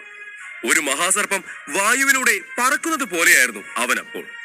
അല്പം താമസിയാതെ അവന്റെ ചലനം നിന്നു. മൂവരുടെയും കണ്ണുകൾ ഇന്ദ്രനിൽ വന്നു നിന്നു. അവന്റെ മറുപടിക്കായി കാതോർത്തു നിൽക്കുമ്പോൾ ചേതൻ വാ തുറന്ന് ഒന്നും പറയാനില്ലാത്തവനെ പോലെ ഇരുന്നു. 148. ചെകുത്താനും കടലിനും നടുവിൽ. പറയൂ ഇന്ദ്രൻ സാർ, എന്താണ് എന്റെ കുഴപ്പം? ചേതന്റെ തളർന്ന മുഖത്തേക്ക് നോക്കി പ്രകാശ് പറഞ്ഞു. അയാൾക്ക് ദേഷ്യം വന്നു തുടങ്ങിയിരുന്നു. മുന്നിൽ നിൽക്കുന്നത് ഒരു ഒറിജിനൽ എസ് ലെവൽ ടീച്ചർ ആയിരുന്നെങ്കിൽ ഇങ്ങനെ താണുവണങ്ങി നിൽക്കുന്നതിൽ കുഴപ്പമില്ല. പക്ഷേ അവനൊരു ചതിയനാണെന്ന് അവർ ഇതിനോടകം തന്നെ തിരിച്ചറിഞ്ഞിരുന്നു. താൻ തന്റെ അടവുകൾ കാണിച്ചിട്ടും ചേതൻ ഇപ്പോഴും നിശബ്ദനായി ഇരിക്കുന്നത് കണ്ട് അയാളുടെ സകല നിയന്ത്രണങ്ങളും വിട്ടുപോകുമെന്ന അവസ്ഥയിലായി. താങ്കൾക്ക് ശരിക്കും എന്റെ ഉപദേശം വേണോ? ചേതൻ സൗമ്യമായി ചോദിച്ചു. ചേതൻ ചോദിക്കുമ്പോൾ പ്രകാശ് അല്പം ദേഷ്യത്തോടെയാണ് മറുപടി നൽകിയത്.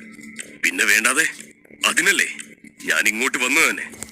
ഇന്ദ്രൻ തടിയൂരാൻ വേണ്ടി എന്തെങ്കിലും പറയുമെന്നും അപ്പോൾ തന്നെ അതിലെ തെറ്റുകൾ കണ്ടുപിടിച്ച് എല്ലാവരുടെയും മുന്നിൽ തുറന്നു കാട്ടാനാണ് പ്രകാശിന്റെ പ്ലാൻ. ഒരു എസ് ലെവൽ ടീച്ചറായി അഭിനയിച്ചതിന് മുഴുവൻ ആൾക്കൂട്ടത്തിന് മുന്നിൽ അവനെ ഒരു പാഠം പഠിപ്പിക്കാൻ തന്നെ അദ്ദേഹം തീരുമാനിച്ചു. പ്രകാശ് അത് തീരുമാനിച്ചുറപ്പിച്ചാണ് അവിടേക്ക് വന്നത്. ഒരു എസ് ലെവൽ ടീച്ചർ എന്ന നിലയിൽ പ്രകാശിന് അതവന്റെ കടമയായിരുന്നു. പക്ഷേ ഇന്ദ്രൻ ഫ്രോഡാണെന്ന് തെളിയിക്കാൻ ശക്തമായ തെളിവുകൾ വേണമായിരുന്നു. ഇനിയൊരു പക്ഷേ അവൻ ഒരു യഥാർത്ഥ എസ് ലെവൽ ടീച്ചറാണെങ്കിൽ ആളുകളെ പ്രകോപിപ്പിച്ച് അവരെ പിന്തിരിപ്പിച്ചതിന് എല്ലാവർക്കും പ്രകാശിനോട് ദേഷ്യം വരും. അതിനാൽ ഇവിടെയുള്ള ഇന്ദ്രൻ ഒരു ചതിയനാണോ എന്ന് പരീക്ഷിച്ച് ഉറപ്പിച്ച് അവനെ പിടികൂടണമെന്ന് അവൻ കണക്കുകൂട്ടി. എസ് ലെവൽ ടീച്ചർ എന്ന വ്യാജേന ആളുകളെ പറ്റിക്കാൻ ഇറങ്ങിയാൽ ഒരാൾക്ക് എന്ത് സംഭവിക്കുമെന്ന് ഇതിലൂടെ കാണിച്ചു കൊടുക്കണമെന്നും ഭാവിയിൽ ഇത്തരം നാടകങ്ങൾ അവതരിപ്പിക്കാൻ ആരും ധൈര്യപ്പെടരുതെന്നുമാണ് 3 എസ് ലെവൽ അധ്യാപകരും ചിന്തിച്ചത്. ചേതൻ കുറച്ചു നേരം ആലോചിച്ച ശേഷം പ്രകാശിന് നേരെ തിരിഞ്ഞു. നോക്കൂ, എന്റെ ഉപദേശം വളരെ ലളിതമാണ്. പക്ഷേ നിങ്ങളത് വിശ്വസിക്കില്ല. ചേതന് വേറെ വഴിയില്ലായിരുന്നു. നാടകം കളിക്കുകയാണെന്നറിഞ്ഞാൽ മുന്നിൽ നിൽക്കുന്നയാൾ അവനെ ജീവനോടെ ചുട്ടുകൊല്ലും. എന്തായാലും ഇത്രയുമായിട്ട് പിന്മാറാൻ അവൻ ഒരുക്കമല്ലായിരുന്നു. വീണ്ടും തന്റെ അഭിനയം തുടർന്ന് ഈ പ്രശ്നം നേരിടാൻ തന്നെ അവൻ തീരുമാനിച്ചു. ഈ സമയം ചേതൻ പറഞ്ഞത് കേട്ട് പ്രകാശ് ഗൗരവത്തിൽ പറഞ്ഞു. താങ്കള് എന്തു തന്നെ പറഞ്ഞാലും എനിക്ക് കുഴപ്പമില്ല. ആ നിമിഷം ചേതൻ കൈവീശി തലയുയർത്തി. താങ്കൾക്ക് ശരിക്കും ഡോണിൽ നിന്ന് ഡോണേറ്റിലേക്ക് പോകണം? അവൻ ചോദിച്ചു. തീർച്ചയായും. ഒരു മടിയും കൂടാതെയാണ് പ്രകാശ് മറുപടി പറഞ്ഞത്. ഇവൻ എന്താണ് ചോദിക്കുന്നത്? ഏത് പോരാളിയാണ് അടുത്ത ഘട്ടത്തിൽ എത്താൻ ആഗ്രഹിക്കാത്തത്? കൂടുതൽ ശക്തരാകാൻ ആരാണ് ആഗ്രഹിക്കാത്തത്? ഒരു ഡോക്ടർക്ക് സ്വയം അസുഖം കണ്ടെത്താൻ കഴിയില്ല എന്നൊരു ചൊല്ലുണ്ട്. അതുപോലെ തന്നെ തനിക്ക് സ്വയം ഉപദേശിക്കാൻ കഴിയില്ലെന്നാണ് പ്രകാശം കരുതിയിരുന്നത്. വളരെ കാലമായി തന്റെ ഡോൺ സ്റ്റേജ് വർദ്ധിപ്പിക്കാൻ അദ്ദേഹം ആഗ്രഹിച്ചിരുന്നു. പക്ഷെ ഇന്ന് വരെ അദ്ദേഹത്തിന് അതിൽ വിജയിക്കാൻ കഴിഞ്ഞില്ല. അദ്ദേഹത്തിന്റെ സുഹൃത്തുക്കളായ സുബ്രഹ്മണ്യനും കേശവും ആ ഘട്ടം പണ്ടേ കടന്നു കഴിഞ്ഞതാണ്. പക്ഷേ പ്രകാശ് മാത്രം ആ സ്റ്റേജിൽ കുടുങ്ങിപ്പോയിരുന്നു. താങ്കളെ ഒരു 10 മിനിറ്റ് കൊണ്ട് അടുത്ത ലെവലെത്തിക്കാം. പക്ഷേ ചേതൻ പറഞ്ഞു നിർത്തിയതും പ്രകാശിന്റെ മുഖം ആശ്ചര്യം കൊണ്ട് വിടർന്നു. പക്ഷേ അടുത്ത ലെവലോ? അയാൾക്ക് തന്റെ കാതുകളെ വിശ്വസിക്കാനായില്ല. അതും 10 മിനിറ്റിനുള്ളിൽ എന്ന് ചോദിച്ച് പ്രകാശ് ഞെട്ടിത്തരിച്ചു നിന്നു. സുബ്രഹ്മണ്യനും കേശവും അത് അല്പം പോലും വിശ്വസിച്ചിട്ടില്ലെന്ന് അവരുടെ മുഖത്ത് തന്നെ വ്യക്തമായിരുന്നു. ഇത്രയും കുറഞ്ഞ സമയത്തിനുള്ളിൽ അടുത്ത സ്റ്റേജ് കടക്കുക അസാധ്യമാണെന്ന് അവർക്കും നന്നായി അറിയാം. ഇത്രയും ചുരുങ്ങിയ സമയത്തിനുള്ളിൽ ലെവലപ്പ് ചെയ്യാൻ കഴിയുമെന്ന് ഈ ചതിയനല്ലാതെ വിവരമുള്ള ആരും തന്നെ പറയില്ലെന്ന് അവർ വിശ്വസിച്ചു. ഞാൻ പറയാനുള്ളത് പറഞ്ഞു. ഇനി അന്തിമ തീരുമാനം നിങ്ങളുടേതാണ്. അതും പറഞ്ഞ് ചേതൻ ചായക്കപ്പെടുത്ത് ചായ കുടിക്കാൻ തുടങ്ങി. പൊതുവെ എപ്പോഴും ചേതന്റെ മുഖം പ്രസന്നമായിരുന്നു. പക്ഷെ ഇന്ന് അവന്റെ കണ്ണുകൾ വീർക്കുകയും ചുണ്ടുകൾ നീല നിറമാവുകയും ചെയ്തിരുന്നു. ഒരു എസ് ലെവൽ അധ്യാപകനായിട്ടും ഇപ്പോൾ കണ്ടാൽ ഉണ്ണാതെ ഉറങ്ങാതെ കൂലിപ്പണിയെടുക്കുന്ന ഒരാളെ പോലെയാണ് ഉണ്ടായത്. അവന്റെ ആ രൂപവും ഭാവവും ഒട്ടും താല്പര്യമില്ലാത്തതായി തോന്നിയെങ്കിലും പ്രകാശ് അവന്റെ മുന്നിൽ വന്നു നിന്നു. എനിക്ക് ഈ ഘട്ടം കടക്കണം. അതിന് എന്താണ് വഴിയെന്ന് പറയൂ. അല്പം മടിയോടെയാണെങ്കിലും അയാൾ അത് പറഞ്ഞു. അയാളെ ആ ഡോൺ ലെവൽ കടക്കാൻ സഹായിച്ചാൽ താൻ ഒരു യഥാർത്ഥ എസ് ലെവൽ ടീച്ചറാണെന്ന് എല്ലാവരും വിശ്വസിക്കുമെന്ന് ചേതനും അറിയാം. എന്നാൽ ഇത് സംഭവിച്ചില്ലെങ്കിൽ തനിക്ക് ഒരു വഞ്ചകൻ എന്ന പദവി മാത്രമേ ലഭിക്കൂ. ആ നിമിഷം ചായക്കപ്പ് താഴെ വെച്ചുകൊണ്ട് ചേതൻ അവനെ നോക്കി. ഉറപ്പാണോ? അത്. പ്രകാശം പെട്ടെന്ന് തലയാട്ടി. ശരി മോഹൻ, നീ പോയൊരു ചാക്കെടുക്ക്. അതും പറഞ്ഞ് ചേതൻ കുറച്ച് കാവൽക്കാരെ വെളുപ്പിച്ച് കട്ടിയുള്ള മരത്തടികൾ കൊണ്ടുവരാൻ ആജ്ഞാപിച്ചു. ആ നിമിഷം 3 അധ്യാപകരും രാജാവും കണ്ണുകൾ കൂർപ്പിച്ച് ചേതനെ നോക്കിക്കൊണ്ടിരുന്നു. ചാക്ക്, മരത്തടി, എന്തിനാണിതെല്ലാം ചേതൻ ചോദിക്കുന്നതെന്ന് ആർക്കും മനസ്സിലായില്ല. ഇത് പ്രകാശിനെ സഹായിക്കാൻ തന്നെയാണോ അതോ മറ്റെന്തെങ്കിലും ചെയ്യാനാണോ എന്നറിയാതെ അവർ കുഴങ്ങി. എന്തിനാണ് അവൻ ഇതെല്ലാം കൊണ്ടുവരാൻ പറഞ്ഞത്? ഇവനിപ്പോ ലെവലപ്പ് ചെയ്യാനുള്ള വഴി കണ്ടുപിടിക്കുകയാണോ അതോ വല്ല പന്നിയെ പിടിക്കാൻ പദ്ധതി ഇടുകയാണോ? അവർ എല്ലാവരും മനസ്സിൽ വിചാരിച്ചത് അതാണ്. അവിടെ സാധാരണയായി പന്നിയെ പിടിക്കാനാണ് ചാക്കുകളും മരത്തൂണുകളും ഒക്കെ ഉപയോഗിക്കുന്നത്. ചേതന്റെ ആജ്ഞ കേട്ട് പ്രകാശിന്റെ ഹൃദയവും തകർന്നു. അവൻ എന്താണ് ചെയ്യാൻ പോകുന്നതെന്ന് അവൻ വിചാരിച്ചു. ചേതൻ ഒരു എസ് ലെവൽ ടീച്ചർ അല്ലെങ്കിൽ ഈ തരം കോമാളിത്തരം കാണിക്കുന്നതിന്റെ പേരിൽ അവനെ എപ്പോഴേ തല്ലുമായിരുന്നു. സാധാരണയായി ഒരാളുടെ ലെവൽ മറികടക്കാൻ അവിടെ ചില വഴികളുണ്ട്. അത് അയാളുടെ ശാരീരിക ക്ഷമത മെച്ചപ്പെടുത്തുക, തെറ്റുകൾ തിരുത്തുക, അതുമല്ലെങ്കിൽ മരുന്ന് കഴിക്കുക, അങ്ങനെ പലതാണ്. പക്ഷെ ഇവിടെ ചേതൻ അതൊന്നും ശ്രമിക്കാതെ ചാക്കും മരത്തലയും കൊണ്ടുവരാൻ ആവശ്യപ്പെടുകയായിരുന്നു. ഈ സമയത്ത് ഇങ്ങനെ സംസാരിക്കാൻ അവൻ ഇത്രയും ധൈര്യമുണ്ടോ? ഇതിലൂടെ എങ്ങനെ ലെവൽ വർദ്ധിപ്പിക്കും? 3 എസ് ലെവൽ അധ്യാപകരും ചേതനെ ഭ്രാന്തനെ പോലെ നോക്കി. അവർക്ക് അവിടെ എന്താണ് സംഭവിക്കുന്നതെന്ന് മനസ്സിലാക്കാൻ കഴിഞ്ഞില്ല. ഒരാളുടെ ഒളിഞ്ഞിരിക്കുന്ന കഴിവ് ഒരു പോരാട്ടത്തിലൂടെ പുറത്തു വരുമെന്ന് പ്രകാശിന് അറിയാമായിരുന്നു. കാരണം അവൻ ഒരു ഡോൺ 7 വിദഗ്ധനാണ്. കാവൽക്കാർ വാളുകളും കുന്തങ്ങളും കൊണ്ടുവന്നാലും അവനെ ഉപദ്രവിക്കാൻ അവർക്ക് കഴിയില്ല. എന്താ ഈ ഇന്ദ്രൻ സാർ പറഞ്ഞത്? ഇന്ദ്രന്റെ ആജ്ഞ കേട്ട് മോഹനും മൂക്കത്ത് കൈവച്ച് പോയിരുന്നു. മോഹൻ ഇന്ദ്രന്റെ കൂടെ കുറെ കാലമായി താമസിച്ചു വരുന്നു. കാര്യങ്ങൾ വളഞ്ഞ വഴിയിലൂടെ പറഞ്ഞവതരിപ്പിക്കുന്നത് ഇന്ദ്രന്റെ ഒരു രീതിയാണെന്നറിയാം. പക്ഷേ ഈ ചാക്കും മരത്തടിയും എന്തിനാണെന്ന് അവനും സംശയമായി.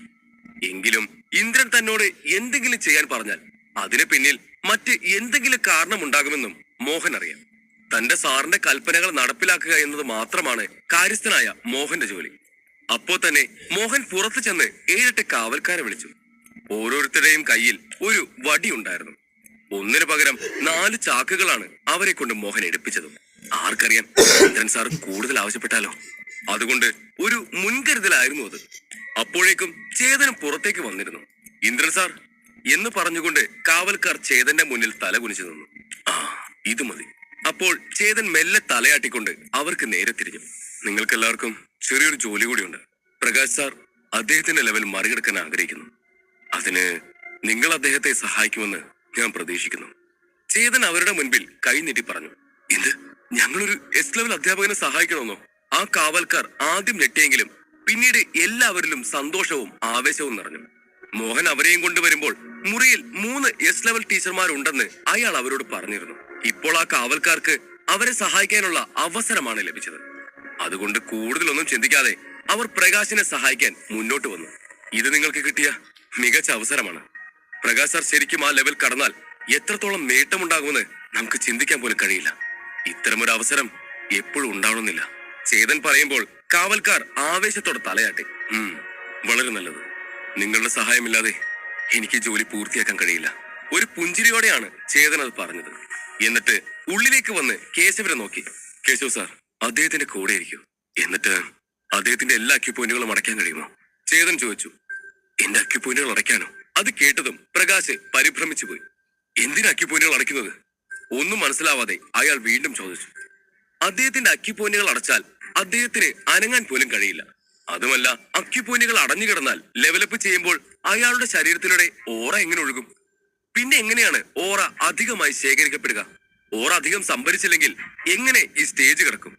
നിരവധി ചോദ്യങ്ങൾ അവിടെ ഉയരുമ്പോൾ ആ ചോദ്യങ്ങൾക്കുള്ള ഉത്തരം അവിടെ ചേതന് മാത്രമേ അറിയുകയുള്ളൂ.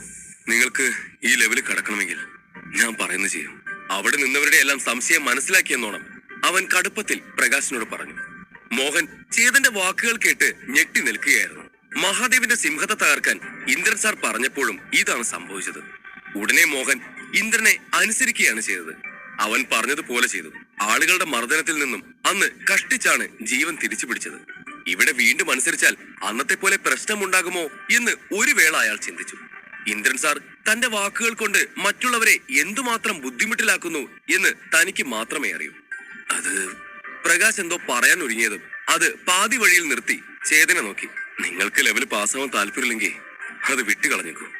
എനിക്കും ആവശ്യമില്ലാത്ത ജോലികൾ ചെയ്ത് സമയം കളയാൻ താല്പര്യമില്ല. ചേതൻ ചിരിച്ചുകൊണ്ടാണ് അത് പറഞ്ഞത്. ശേഷം അവൻ തന്റെ കസേരയിലേക്ക് ഇരുന്നു. ചേതന്റെ മനോഭാവം കണ്ടപ്പോൾ തന്നെ അവൻ തന്നെ പരീക്ഷിക്കുകയാണെന്ന് പ്രകാശിന് മനസ്സിലായി. ശരി, നിങ്ങൾ എന്തു പറഞ്ഞാലും ഞാൻ ചെയ്യാൻ തയ്യാറാണ്. കൂടുതലൊന്നും ചിന്തിക്കാതെ പ്രകാശ് ചേതന് മറുപടി നൽകി. അപ്പോ കേശവ് റെഡിയാണോ? പ്രകാശിനെ നോക്കി തലയാട്ടിയ ശേഷം ചേതൻ കേശവിനോട് ചോദിച്ചു. പ്രകാശിന് വിരോധമില്ലെങ്കിൽ എനിക്കെന്താ, ഞാനും റെഡി. കേശവ് മറുപടി നൽകി. നിന്റെ യഥാർത്ഥ മുഖം ഞാൻ എല്ലാവരുടെ മുന്നിൽ കാണിച്ചു കൊടുക്കും. നീ ഇതിൽ പരാജയപ്പെടുമല്ലോ, അപ്പോ കാണിച്ചു തരാം ഈ കേശവ് ആരാണെന്ന്. കാത്തു നിന്ന് കണ്ടോ ഞാൻ എന്താണ് ചെയ്യാൻ പോകുന്നതെന്ന്. കേശവ് പല്ല് കടിച്ചുകൊണ്ട് ചിന്തിച്ചു. അയാൾ മുന്നോട്ട് പോയി പ്രകാശിന്റെ ദേഹത്ത് കൈകൾ വെച്ച് തന്റെ ഓറ കൊണ്ട് പ്രകാശിന്റെ ശരീരത്തിലെ പോയിന്റുകളെല്ലാം അടച്ചു. ചെയ്തു. കേശവ് തലയിളക്കി. അക്കി പോയിന്റുകൾ സീൽ ചെയ്ത ശേഷം പ്രകാശിന് ഒന്ന് അനങ്ങാൻ പോലും കഴിഞ്ഞില്ല. എല്ലാം ശരിയായി നടന്നോ ഇല്ലയോ എന്ന് ചേതൻ അയാളെ ആകെ പരിശോധിച്ചുറപ്പിച്ചു. കേശവ് ഒരു പോയിന്റ് പോലും വിട്ടുകളയാതെ എല്ലാ പോയിന്റുകളും കൃത്യതയോടെ അടച്ചിട്ടുണ്ട് എന്ന് ഉറപ്പുവരുത്തി. ശേഷം ചേതൻ മറ്റ് 2 എസ് ലെവൽ അധ്യാപകരെ നോക്കി. ഇനിവിടെ എന്ത് സംഭവിച്ചാലും നിങ്ങൾ ഇടപെടരുത്. ശരി. 2 പേരും അവനെ അനുസരിച്ച് തലകുലുക്കി. ആ നിമിഷം ചേതൻ ചെറു പുഞ്ചിരിയോടെ പറഞ്ഞു, നമുക്ക് പരിപാടി തുടങ്ങാം. ചേതൻ എല്ലാവരോടും കൈവീശി കാണിച്ചുകൊണ്ട് മോഹന്റെ കയ്യിൽ നിന്നും ചാക്ക് വാങ്ങി പ്രകാശിന്റെ തല പൊത്തി. എന്തായി ചെയ്യുന്നത്? പ്രകാശ് ഞെട്ടിക്കൊണ്ട് ചോദിച്ചു. ആ ചാക്ക് തന്റെ തലയിൽ വെച്ച് ഈ കള്ളനിനി എന്ത് ചെയ്യാൻ പോവുകയാണെന്ന് ചിന്തിച്ചുകൊണ്ട് പ്രകാശ് പരിഭ്രാന്തനായി. താനൊരു എസ് ലെവൽ അധ്യാപകനാണ്. എല്ലാവർക്കും ആദരവും ബഹുമാനവും ഉണ്ട്. ചാക്ക് തലയിൽ വെച്ച് ഇങ്ങനെ നിന്നാൽ തന്റെ വിലയെല്ലാം പോകുമല്ലോ എന്നോർത്തു. പക്ഷേ ഇനി പറഞ്ഞിട്ട് കാര്യമില്ല എന്ന് തോന്നി അവൻ ബഹളം വെക്കാതെ നിന്നു. ആ നിമിഷം ചേതൻ ചെന്ന് കാവൽക്കാരെ അകത്തേക്ക് വിളിപ്പിച്ചു. ഇപ്പോ നിങ്ങളുടെ ഊഴമാണ്. നിങ്ങൾ എല്ലാവരും പ്രകാശ് സാറിനെ സഹായിക്കാൻ ആഗ്രഹിക്കുന്നുണ്ട് അല്ലെ? എങ്കിൽ പിന്നെ മറ്റൊന്നും ചിന്തിക്കാതെ ആരംഭിക്കുക. നിങ്ങളുടെ മരത്തടി എടുത്ത് നിങ്ങളാൽ കഴിയുന്നത് പോലെ ശക്തമായി അദ്ദേഹത്തെ അടിക്കുക. ചേതൻ ഉറക്കെ വിളിച്ചു പറഞ്ഞു. എന്ത്? എന്നെ അടിക്കാനോ? എന്താണ് നിങ്ങൾ ഉദ്ദേശിക്കുന്നത്? പ്രകാശ് ബഹളം വെച്ചതോടെ കാവൽക്കാരൻ ഞെട്ടിപ്പോയി. എന്ത് ചെയ്യണമെന്നറിയാതെ അവർ പരസ്പരം നോക്കി. എന്താ നോക്കി നിൽക്കുന്നത്? ഞാൻ പറഞ്ഞത് മനസ്സിലായില്ലെന്നുണ്ടോ? വേഗം ചെന്ന് അദ്ദേഹത്തെ അടിക്കേ. തിരിഞ്ഞു നോക്കാതെ ഇന്ദ്രൻ പെട്ടെന്ന് ഉത്തരവിട്ടതും കാവൽക്കാരുടെ കാൽക്കീഴിൽ നിന്ന് മണ്ണൊലിച്ച് പോകും പോലെ തോന്നി. എസ് ലെവൽ അധ്യാപകനായ പ്രകാശിനെ സഹായിക്കുന്നതിന്റെ സന്തോഷത്തിലാണ് അവർ ഇവിടെ എത്തിയത്. എന്നാൽ ഇപ്പോൾ ഇന്ദ്രൻ പറഞ്ഞത് കേട്ടപ്പോൾ ഇത് സഹായമല്ല, തങ്ങളെ ജീവനോടെ കുഴിച്ചു മൂടാനുള്ള ഗൂഢാലോചനയാണെന്ന് അവർ കരുതി. പ്രകാശ് ഒരു എസ് ലെവൽ ടീച്ചറാണ്. അവനെ തല്ലിയാൽ എന്ത് സംഭവിക്കുമെന്ന് ആ കാവൽക്കാർക്ക് ഊഹിക്കാൻ പോലും കഴിയില്ല. പക്ഷേ അയാൾ അടിക്കാൻ ഉത്തരവിട്ടതും ഒരു എസ് ലെവൽ ടീച്ചറാണ്. ചെകുത്താനും കടലിനും ഇടയിൽ പെട്ടെന്ന പോലെ കാവൽക്കാർ അവിടെ പകച്ചു നിന്നു. അധ്യായം 149. ഡോൺ സ്റ്റേജ് 8. ആ കാവൽക്കാർ മുൻപോട്ട് പോകാതെ മടിയോടെ നിൽക്കുന്നത് കണ്ടതും ചേതന്റെ ശബ്ദമുയർന്നു. നിങ്ങൾ എന്താണ് ഞാൻ പറയുന്നത് അനുസരിക്കാതെ അവിടെ തന്നെ നിൽക്കുന്നത്? വേഗം അടി തുടങ്ങൂ. നിങ്ങളെ ആരും ഒന്നും ചെയ്യില്ല. ചേതൻ പറഞ്ഞുകൊണ്ട് അവന്റെ കവിളിൽ ഒന്നുകൂടി തടവി കാവൽക്കാരൻ നോക്കി. ഇനി പ്രകാശ് കാണുമെന്ന് കരുതിയാണെങ്കിൽ ഒരു കാര്യം ചെയ്യ്. 2 ചാക്കും കൂടി എടുത്ത് അദ്ദേഹത്തിന്റെ തലയിലിട്ടോ. അപ്പോ അദ്ദേഹത്തിന് നിങ്ങളെ ആരെയും കാണാൻ കഴിയില്ല. ചേതൻ പറഞ്ഞതും അത് ശരിയാണെന്ന് അവരും ചിന്തിച്ചു. കണ്ണു മാത്രമല്ല, ചെവിയും കൂടി പൊത്തിയിരുന്നെങ്കിൽ നന്നായിരുന്നു എന്ന് ആഗ്രഹിച്ചുകൊണ്ട് കാവൽക്കാർ അകത്തേക്ക് കടക്കുമ്പോൾ തലയിൽ ചാക്കുമിട്ട് നിൽക്കുന്ന പ്രകാശിനെ അവർ കണ്ടു. അവിടെ എന്തൊക്കെയാ നടക്കുന്നത് എന്നോർത്ത് കാവൽക്കാർ പോലും ഭയചകിതരായി. കേശവും സുബ്രഹ്മണ്യനുമാണെങ്കിൽ അവരുടെ ബോധം ഇപ്പോൾ നഷ്ടപ്പെടും എന്നതുപോലെയാണ് അവിടെ നിന്നത്. ഇത് പ്രകാശിനെ 8ാം സ്റ്റേജിലേക്ക് കൊണ്ടുപോകാനാണോ അതോ കൊല്ലാനാണോ ചെയ്യുന്നത് എന്ന് ചിന്തിച്ചു പോയവർ. കാരണം ചാക്ക് കൊണ്ട് തല മറച്ച ശേഷം വടികൊണ്ട് അടി വാങ്ങി ആരും തങ്ങളുടെ ലെവൽ ക്രോസ് ചെയ്തതായി അവർ ജീവിതത്തിൽ കേട്ടിട്ടില്ല. എന്നാൽ തങ്ങൾ ഇടപെടില്ലെന്ന് നേരത്തെ ഇന്ദ്രന് വാക്ക് കൊടുത്തതിനാൽ ഒന്നും ചെയ്യാനും കഴിയില്ല. അതുകൊണ്ട് അവരവിടെ നടക്കുന്നതെല്ലാം മിണ്ടാതെ കണ്ടു നിന്നു. ഭയം കാരണം അനങ്ങാതെ നിൽക്കുന്ന കാവൽക്കാരെ കണ്ട് ചേതന്റെ ശബ്ദമുയർന്നു. വേഗം പോകൂ, പ്രകാശ് സാർ പറഞ്ഞതല്ലേ, പിന്നെന്തിനു ഭയക്കണം? അദ്ദേഹം അടുത്ത ലെവലിലേക്ക് പോകാൻ ഇനിയും വൈകിയാൽ അതിന് നിങ്ങൾ മാത്രമാണ് കാരണം. നിങ്ങളാണ് അദ്ദേഹത്തിന്റെ ആഗ്രഹങ്ങൾക്ക് തടസ്സം സൃഷ്ടിക്കുന്നത്. കാവൽക്കാരോട് സൗമ്യമായി പറഞ്ഞിട്ടും മനസ്സിലാക്കാത്തത് കൊണ്ട് ചേതൻ ഇപ്പോൾ അവരോട് ആക്രോശിക്കേണ്ടി വന്നു. വേറെ വഴിയില്ലാതെ പാവം കാവൽക്കാർ തലയാട്ടി. ഒരു എസ് ലെവൽ ടീച്ചറിനെ സഹായിക്കാനുള്ള തങ്ങളുടെ സുവർണ അവസരമാണിതെന്ന് കരുതി ആവേശത്തോടെ വന്നവർ തങ്ങളെ ഇന്ദ്രൻ സാർ ബലിയാടാക്കുകയാണെന്ന് വിശ്വസിച്ചു. എന്നിരുന്നാലും അവർക്ക് അതിലൊന്നും ചെയ്യാൻ കഴിയില്ല. എല്ലാത്തിനുമുപരി അവരുടെ സാറും ഒരു എസ് ലെവൽ അധ്യാപകനാണ്. അതുകൊണ്ട് അദ്ദേഹത്തിന്റെ ആജ്ഞയെ നിരസിക്കാൻ അവർക്ക് കഴിയില്ല. അതുകൊണ്ടാണ് ഹൃദയം പിടയ്ക്കുന്നുണ്ടെങ്കിലും ഈ ജോലി ചെയ്യാൻ അവർ സമ്മതിച്ചത്. അവർ മുന്നോട്ട് പോയി വടികളെടുത്ത് പ്രകാശിനെ തല്ലാൻ തുടങ്ങി. പ്രകാശിനെ കാവൽക്കാർ ക്രൂരമായി മർദ്ദിച്ചു തുടങ്ങി. അയാളുടെ അക്യു പോയിന്റുകൾ സീല് ചെയ്തിരുന്നതിനാൽ അയാൾക്ക് ഒന്ന് അനങ്ങാൻ പോലും കഴിഞ്ഞിരുന്നില്ല. എടാ ഇന്ദ്ര, നിന്നെ ഞാൻ വെറുതെ വിടില്ലടാ. ഇതൊക്കെ സഹിച്ചിട്ട് ഡെവലപ്പ് ആയില്ലെങ്കിൽ എണ്ണി എണ്ണി ഞാൻ പകരം ചോദിക്കും. പ്രകാശ് ഉള്ളിൽ പിറുപിറുത്തു. അവന്റെ ഉള്ളിൽ പതിയെ ദേഷ്യം വന്നുകൊണ്ടിരുന്നു. തലയ്ക്ക് തീ പിടിക്കുന്നത് പോലെയാണ് അയാൾക്ക് തോന്നിയത്. എസ് ലെവൽ ടീച്ചറായിട്ട് ഏകദേശം ഒരു 10 പതിറ്റാണ്ടായി. നാളിതുവരെ അയാളോട് ആരും ഇങ്ങനെ പെരുമാറിയിട്ടില്ല. എന്നിട്ടും ഇന്ദ്രൻ എന്ന കള്ളന്റെ വാക്ക് കേട്ട് തന്റെ തല മറയ്ക്കുകയും വടികൊണ്ട് അടിക്കുകയും ചെയ്യിക്കുന്നു. ആലോചിക്കും തോറും അതവനെ രോഷാകുലനാക്കി തീർത്തു. അയാൾക്ക് ഈ അപമാനം താങ്ങാവുന്നതിലും അപ്പുറമായിരുന്നു.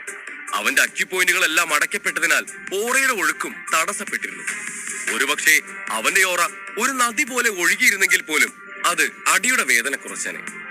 എന്നാൽ ഇപ്പോൾ അടിയുടെ വേദന സഹിക്കാനോ അതുകൊണ്ടുണ്ടായ മുറിവുണക്കാനോ കഴിയുന്നില്ല.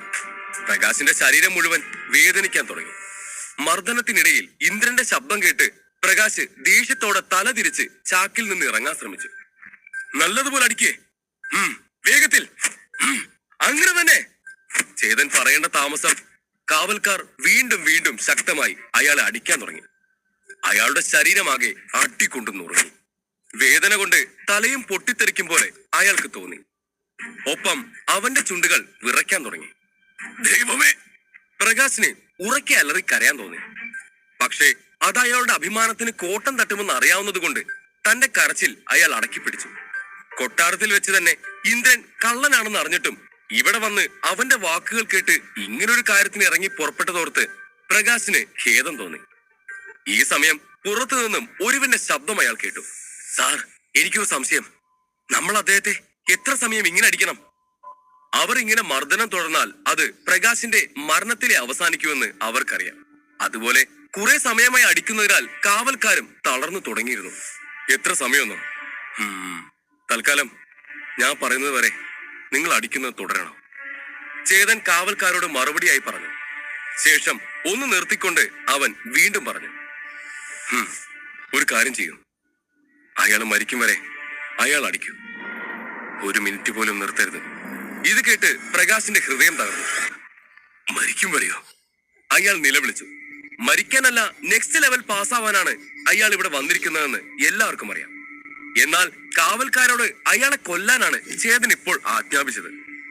എടാ ഇന്ദ്ര, ഞാൻ നിന്നെ വെറുതെ വിടില്ലടാ. ഞാൻ ഇവിടെ നിന്ന് ജീവനോടൊന്ന് ഇറങ്ങിക്കോട്ടെ.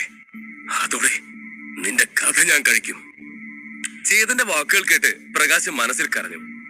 ഇനിയും ജീവിക്കണം എനിക്ക്. വേദന കൊണ്ട് പൊറുതിമുട്ടിയ അദ്ദേഹം തന്റെ ഓറ മുഴുവൻ തന്റെ അടഞ്ഞ പോയിന്റിലേക്ക് കേന്ദ്രീകരിച്ചു. അടഞ്ഞ പോയിന്റുകൾ തുറന്നില്ല എങ്കിൽ അയാൾ നിമിഷ നേരം കൊണ്ട് കൊല്ലപ്പെടും. ഇനിയും ഫാസ്റ്റ്, സ്പീഡ് പോരാ, ഫാസ്റ്റ് ഫാസ്റ്റ്. ചേതൻ ഉറക്കെ ആക്രോശിച്ചുകൊണ്ടിരുന്നു. പ്രകാശിന്റെ ക്ഷമ കെട്ടു തുടങ്ങിയിരുന്നു. അയാൾക്ക് ശാന്തനായി ഇരിക്കാൻ കഴിഞ്ഞില്ല. ഈ അപമാനങ്ങളെല്ലാം സഹിക്ക വയ്യാതെ അവൻ തന്റെ ശരീരത്തിന്റെ മുഴുവൻ ഓറയും അടഞ്ഞിരിക്കുന്ന അക്യു പോയിന്റുകളിലേക്ക് കേന്ദ്രീകരിച്ചു കൊണ്ടിരുന്നു.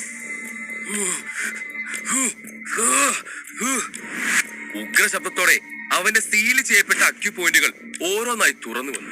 പ്രകാശ് വേഗം ഒരു കൈകൊണ്ട് ചാക്ക് കീറി മറു കൈകൊണ്ട് കാവൽക്കാരുടെ കൈകളിലിരുന്ന മരത്തടിയിൽ പിടിച്ചു.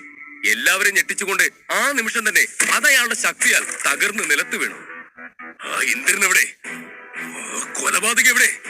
അവനെ ഞാൻ വെറുതെ വിടില്ല. കോപാകുലനായ പ്രകാശ് നിലവിളിച്ചു. ഈ പദ്ധതിയുടെ സൂത്രധാരനായ ഇന്ദ്രനെ തിരയാൻ തുടങ്ങിയ താൻ അന്വേഷിക്കുന്നവൻ ആ നിമിഷം തന്റെ കസേരയിലിരുന്ന് വളരെ സുഖമായി ചായ കുടിക്കുന്നതാണ് പ്രകാശ് കണ്ടത്. ചേതൻ പ്രകാശിനെ ഭീഷണിയൊന്നും വലിയ കാര്യമായി എടുത്തിട്ടില്ല എന്ന മട്ടിൽ അവനെ തന്നെ നോക്കി. ഒരു എസ് ലെവൽ ടീച്ചർ അടിക്കാൻ പറഞ്ഞിട്ട് അവിടെ മാന്യനായിരുന്ന് ചായ കുടിക്കുവാണോ എന്നോർത്ത് പ്രകാശിന്റെ ദേഷ്യം അധികരിച്ചു.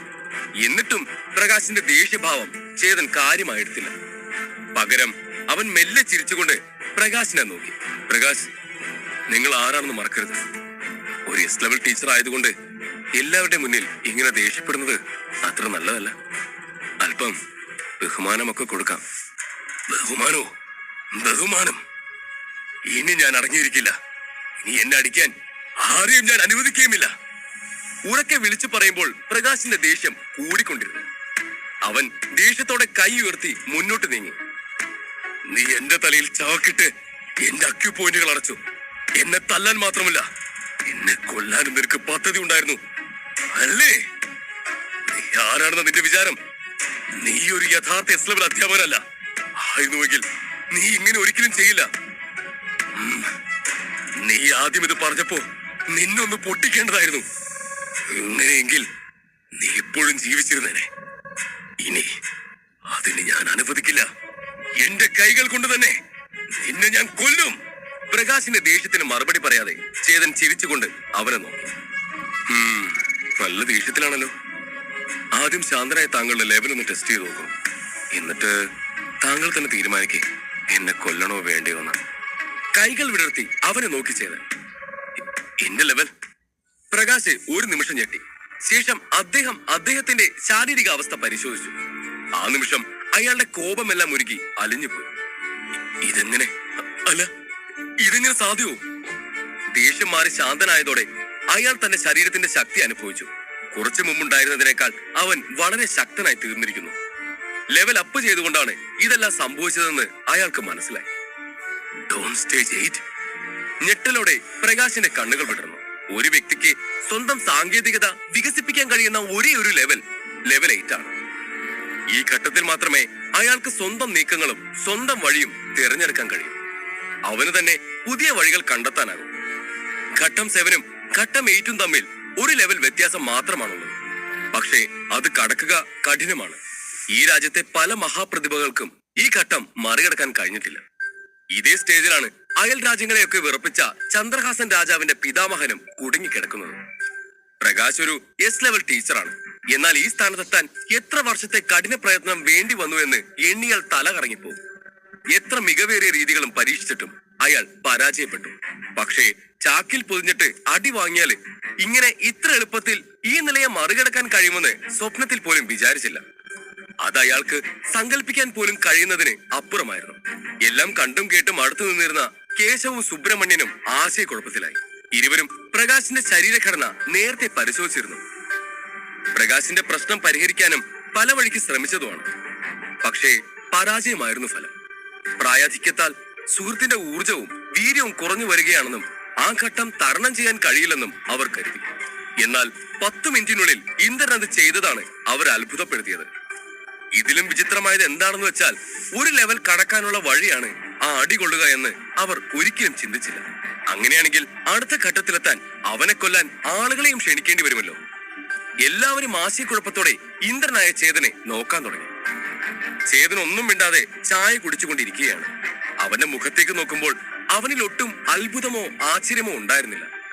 പകരം അവന്റെ കണ്ണുകൾ ചുവന്ന് മുഖത്ത് തളർച്ച പ്രകടമായിരുന്നു. ഇന്ദ്രൻ സാർ, എന്താണ് ഇവിടെ സംഭവിച്ചത്? എനിക്ക് ശരിക്കും മനസ്സിലായില്ല. ഒടുവിൽ പ്രകാശ് ചോദിക്കുമ്പോൾ ഒരു നിമിഷം കൊണ്ട് പ്രകാശിന്റെ കണ്ണിൽ കൊലയാളി ഇന്ദ്രൻ എന്നുള്ളത് ഇന്ദ്രൻ സാറായി മാറിയെന്ന് അവിടെയുള്ളവർ ശ്രദ്ധിച്ചു. നിങ്ങൾ ഞാൻ പറയുന്നൊക്കെ കേൾക്കൂ. ഞാനൊരു കൊലപാതകയും കള്ളനും ചതിയനൊക്കെ അല്ലേ?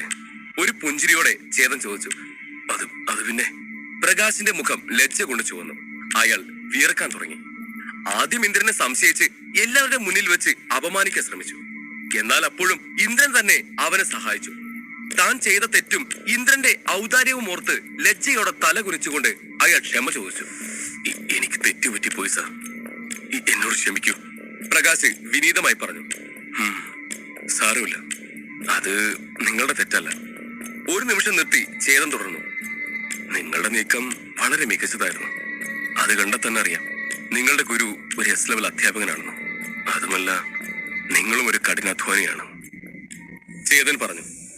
നിങ്ങൾ പറഞ്ഞത് ശരിയാണ്. എന്റെ അച്ഛനാണ് എന്റെ ഗുരു. അദ്ദേഹം ഒരു 1 സ്റ്റാർ എസ് ലെവൽ ടീച്ചറാണ്. പ്രകാശ് പറഞ്ഞതും പെട്ടെന്ന് അവൻ ഞെട്ടി. അല്ല, എന്റെ അച്ഛൻ ഒരു എസ് ലെവൽ ടീച്ചറാണെന്ന് ഇന്ദ്രൻ എങ്ങനെ അറിയാം? അധ്യായം 150. കേശവിന്റെ അനുയായി. പ്രകാശ് വിശ്വസിക്കാനാവാതെ ഞെട്ടിത്തയച്ച് നിൽക്കുമ്പോൾ ചേതൻ ചിരിച്ചുകൊണ്ട് അയാളെ നോക്കി. പ്രകാശ്, നിങ്ങൾക്ക് വളരെ നല്ലൊരു അടിത്തറയുണ്ട്. അതാണ് നിങ്ങളുടെ ശക്തി. അത് തന്നെയാണ് നിങ്ങളുടെ ബലഹീനതയും. നിങ്ങളുടെ അച്ഛൻ ഒരു എസ് ലെവൽ ടീച്ചറാണ്. അതുകൊണ്ട് തന്നെ ചെറുപ്പം മുതലേ അദ്ദേഹം പലതും പഠിപ്പിച്ചു. അതെല്ലാം ശരിയാണെന്ന് കരുതി നിങ്ങൾ അത് മാത്രം ഫോളോ ചെയ്തു വന്നു. അച്ഛൻ പറഞ്ഞു തന്നതിൽ നിന്നും ഇത്തിരി മാറാൻ നിങ്ങൾ പോലും ശ്രമിച്ചില്ല. ഇപ്പോഴും ഒരു രീതി തന്നെ. എന്നാൽ ഒരു യഥാർത്ഥ പോരാളി തനിക്ക് വേണ്ടി ഒരു പുതിയ പാത സൃഷ്ടിക്കണം. പഴയ രീതികൾ കാലഹരണപ്പെട്ടു പോകുമെന്ന് നിങ്ങൾ തിരിച്ചറിഞ്ഞില്ല.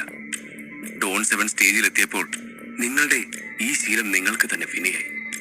ചേതൻ പ്രകാശിനുണ്ടായ പ്രശ്നം മനസ്സിലാക്കി കൊടുത്തുകൊണ്ട് തുടർന്നു. ഡോൺ 8-ലെത്തുമ്പോൾ ഒരു യോദ്ധാവ് സ്വന്തം പാത രൂപപ്പെടുത്താൻ തുടങ്ങും. എന്നാൽ ആ യോദ്ധാവ് ചിന്താശേഷിയും സ്വബോധവും ഇല്ലാതെ മറ്റുള്ളവർ സൃഷ്ടിച്ച പാത തുടരുകയാണെങ്കിൽ അയാൾക്ക് വിജയിക്കാൻ കഴിയില്ല. അതുപോലെ ഡോൺ 8-ലെത്താൻ അതിന്റെ അടിസ്ഥാന സ്റ്റേജിൽ നിന്നും ആരംഭിക്കണം. എല്ലാവർക്കും ചേതന്റെ അഭിപ്രായം ഉചിതമായിരുന്നു എന്ന് തോന്നി. ചേതൻ തന്റെ സംസാരം തുടർന്നു. വർഷങ്ങളുടെ കഠിനാധ്വാനം കൊണ്ട് നിങ്ങൾ ഓരയും ശക്തിയും സംഭരിച്ചിരുന്നു. 7-ാം സ്റ്റേജ് മറികടക്കാൻ അത് മതിയായിരുന്നു. പക്ഷെ നിങ്ങൾക്ക് നിങ്ങളുടെ കഴിവിൽ വിശ്വാസം ഉണ്ടായിരുന്നില്ല. ചേതനൊന്ന് നിർത്തിക്കൊണ്ട് വീണ്ടും വാക്കുകൾ തുടർന്നു. 7 മറികടക്കാൻ കഴിയുമെന്ന് നിങ്ങൾ കരുതിയിരുന്നോ? ഇല്ലല്ലോ. കാരണം നിങ്ങളുടെ അച്ഛനും ഇതേ സ്റ്റേജിലായിരുന്നു. അദ്ദേഹം അത് മറികടക്കാൻ ശ്രമിച്ചപ്പോഴാണ് അദ്ദേഹത്തിന്റെ ജീവൻ പോലും നഷ്ടമായത്. ചേതൻ പറഞ്ഞതും പ്രകാശ് ഞെട്ടലോടെ അവനെ നോക്കി. നിങ്ങൾ എന്താണ് പറഞ്ഞത്? പ്രകാശ് ഇടറിക്കൊണ്ടാണ് അത് ചോദിച്ചത്. കാരണം ചേതൻ പറഞ്ഞത് വളരെ ശരിയായിരുന്നു. പ്രകാശിന്റെ അച്ഛൻ 1 സ്റ്റാർ എസ് ലെവൽ അധ്യാപകനാണ്. പക്ഷേ ഡോൺ 7-ന് മുകളിൽ പോകാൻ അദ്ദേഹത്തിന് ഒരിക്കലും കഴിഞ്ഞില്ല. ആ അവസ്ഥയെ മറികടക്കാൻ ശ്രമിക്കുന്നതിനിടയിൽ ഒരു ദിവസം അദ്ദേഹത്തിന് തന്റെ ശക്തികളുടെ നിയന്ത്രണം നഷ്ടമായി. അദ്ദേഹം ഭ്രാന്തനായി തീർന്നു. ഈ സംഭവം നടന്ന് 1 വർഷത്തിനുള്ളിൽ അദ്ദേഹം ഞരമ്പുകൾ പൊട്ടി മരിക്കുകയും ചെയ്തു. അതുകൊണ്ട് തന്നെ ഡോൺ 7 സ്റ്റേജ് കടക്കാൻ പരിശ്രമിക്കുമ്പോൾ എപ്പോഴും പ്രകാശിന്റെ മനസ്സിലും ഈ ഭീതി ഉണ്ടായിരുന്നു. അച്ഛനെ പോലെ തന്നെ തന്റെയും നിയന്ത്രണം നഷ്ടപ്പെടും എന്ന് അയാൾ കരുതി. ഉള്ളിന്റെ ഉള്ളിൽ ആ പേടി ഉള്ളത് കൊണ്ട് തന്നെ തന്റെ മുഴുവൻ ഓറയും ശരീരത്തിലൂടെ ഒഴുക്കാൻ അയാൾക്ക് കഴിഞ്ഞില്ല. എന്നാൽ ഇതൊന്നും പുറത്തു കാണിക്കാതെ അയാൾ മനസ്സിൽ തന്നെ സൂക്ഷിച്ചിരുന്നു. ഇതേപ്പറ്റി ആരോടും സംസാരിച്ചതുമില്ല. പക്ഷേ ഇന്ദ്രൻ സാറ് എങ്ങനെ ഇതെല്ലാം അറിഞ്ഞു? അയാളുടെ കണ്ണുകൾ സംശയം കൊണ്ട് 4 പാടും പാഞ്ഞു. തന്റെ മുൻപിൽ ഇരിക്കുന്നവൻ താൻ കാണിച്ച ഒറ്റ മുറയിൽ നിന്നാണോ ഇതെല്ലാം അറിഞ്ഞത്? പ്രകാശിന് വീണ്ടും സംശയമായി. പ്രകാശിന്റെ സംശയം കേട്ട് ചേതൻ ചെറുതായി പുഞ്ചിരിച്ചു. നിങ്ങളുടെ ഉള്ളിലെ ഈ ഭയം കാരണം തന്നെയാണ് ഒരു മരുന്നോ അല്ലെങ്കിൽ മറ്റു മെത്തേഡുകളോ നിങ്ങളിൽ പ്രവർത്തിക്കാത്തത്. അതുകൊണ്ട് തന്നെ നിങ്ങൾക്ക് മുന്നോട്ട് പോകാനും കഴിയില്ല എന്ന് പറഞ്ഞുകൊണ്ട് ചേതൻ മെല്ലെ ഹാളിന്റെ നടുവിലേക്ക് നടന്നു വന്നു. എന്നിട്ട് വീണ്ടും വാക്കുകൾ തുടർന്നു. എന്റെ മുന്നിൽ നിങ്ങളെ സഹായിക്കുന്ന ഒറ്റ ലക്ഷ്യം മാത്രമേ ഉണ്ടായിരുന്നുള്ളൂ. അതിനായി ഗൈഡ് ചെയ്തിട്ടൊന്നും കാര്യമില്ലെന്ന് എനിക്കറിയാം. അതുകൊണ്ടാണ് ഇങ്ങനെ ട്രീറ്റ് ചെയ്യാൻ തീരുമാനിച്ചത്. നിങ്ങളോടിത് നേരത്തെ പറഞ്ഞിട്ട് ചെയ്താൽ പോരെ എന്നായിരിക്കും ആലോചിക്കുന്നത്, അല്ലേ? പക്ഷേ അങ്ങനെ ചെയ്താലും കാര്യമില്ല. നിങ്ങളുടെ ഉള്ളിലുള്ള പേടി വളരെ വലുതായിരുന്നു. നിങ്ങളെ തല്ലാൻ എനിക്ക് ഒരു കാരണവുമില്ല എന്ന് എനിക്കും നിങ്ങൾക്കും അറിയാം. അതുകൊണ്ട് തന്നെ നിങ്ങളുടെ ഉള്ളിൽ വർഷങ്ങളായി കുടിയിരിക്കുന്ന ഭയത്തേക്കാൾ കൂടുതൽ എന്നോടുള്ള ദേഷ്യമായിരുന്നു മനസ്സിൽ നിറയാൻ. ഞാൻ അവരോട് അടിക്കാൻ പറയും തോറും നിങ്ങൾക്ക് എന്നോടുള്ള ദേഷ്യവും പടിപടിയായി കൂടി വന്നു. പതിയെ ഭയം പോലും നിങ്ങൾ മറന്നുപോയി. ആ ഒരൊറ്റ കാരണത്താൽ അത് നിങ്ങളുടെ ശരീരത്തിലെ എന്നോ നിശ്ചലമായി തീർന്ന ഓറ തന്റെ പുതിയ പാത സൃഷ്ടിച്ചു. അത് നിങ്ങളുടെ ശരീരത്തിൽ കൂടി ശക്തമായി ഒഴുകി തുടങ്ങി. അങ്ങനെ നിങ്ങൾ 8th സ്റ്റേജിലേക്ക് എത്തി. ചേതൻ അത്രയും പറഞ്ഞ് തന്റെ കൈകൾ കെട്ടി പ്രകാശിനെ നോക്കി. പ്രകാശിന് അവൻ പറഞ്ഞതിന്റെ ലോജിക്ക് മനസ്സിലായില്ലെങ്കിലും അതൊരു വലിയ അത്ഭുതമായി തോന്നി. ചേതന്റെ സിദ്ധാന്തം വളരെ ലളിതമാണ്, എന്നാൽ യഥാർത്ഥത്തിൽ അത് ചെയ്യാൻ വളരെ ബുദ്ധിമുട്ടുള്ള കാര്യവുമാണ്. ഒരാളുടെ നീക്കത്തിൽ നിന്ന് എല്ലാം മനസ്സിലാക്കാനും പ്രശ്നത്തിന്റെ താഴെ തട്ടിലേക്ക് പോയി അതിന്റെ മൂല കാരണം കണ്ടെത്തി ഒരു തെറ്റും കൂടാതെ പരിഹാരം കണ്ടെത്താൻ എത്ര ബുദ്ധിമുട്ടാണെന്ന് ഒരു എസ് ലെവൽ ടീച്ചർക്ക് മാത്രമേ മനസ്സിലാക്കാൻ കഴിയൂ. ആരും ഒരിക്കലും ഈ രീതിയിൽ ലെവൽ പാസ്സാവുകയില്ല. എന്നാൽ ഇതെല്ലാം എസ് ലെവൽ ടീച്ചർമാരുടെ കൺമുമ്പിൽ സംഭവിച്ചു കഴിഞ്ഞിരിക്കുന്നു. ഇന്ദ്രൻ സാർ, എനിക്കൊരു പുതിയ ജീവിതം തന്നതിന് നന്ദി. ഞാൻ മരിക്കും വരെ നിങ്ങൾ എനിക്ക് ചെയ്തു തന്ന ഈ സഹായം മറക്കില്ല. പ്രകാശ് തറയിൽ മുട്ടുകുത്തി നിന്ന് ബഹുമാനത്തോടെ പറഞ്ഞു. ചേതന് മുന്നിൽ തോൽവി ഏറ്റുവാങ്ങാൻ ഒരു മടിയും അയാൾക്ക് തോന്നിയില്ല. ആ നിമിഷം ചേതന് അദ്ദേഹത്തിൽ വളരെ മതിപ്പുളവാക്കി. ഇപ്പോ നിങ്ങൾക്ക് എന്നെ സംശയമില്ലേ? ഞാൻ അഭിനയിക്കുകയാണെന്ന് നിങ്ങൾക്ക് തോന്നുന്നില്ലേ? ഇത്തവണ ചേതൻ അത് ചോദിച്ചപ്പോൾ ശബ്ദത്തിൽ നർമ്മമില്ലായിരുന്നു.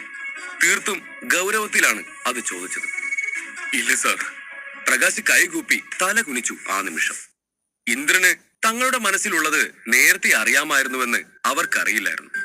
പ്രകാശിന്റെയും മറ്റ് ടീച്ചേഴ്സിന്റെയും യഥാർത്ഥ ഉദ്ദേശം അറിഞ്ഞിട്ടും ഇന്ദ്രൻ പ്രകാശിനെ സഹായിച്ചു എന്നതാണ് അവരെ അതിശയിപ്പിച്ച കാര്യം.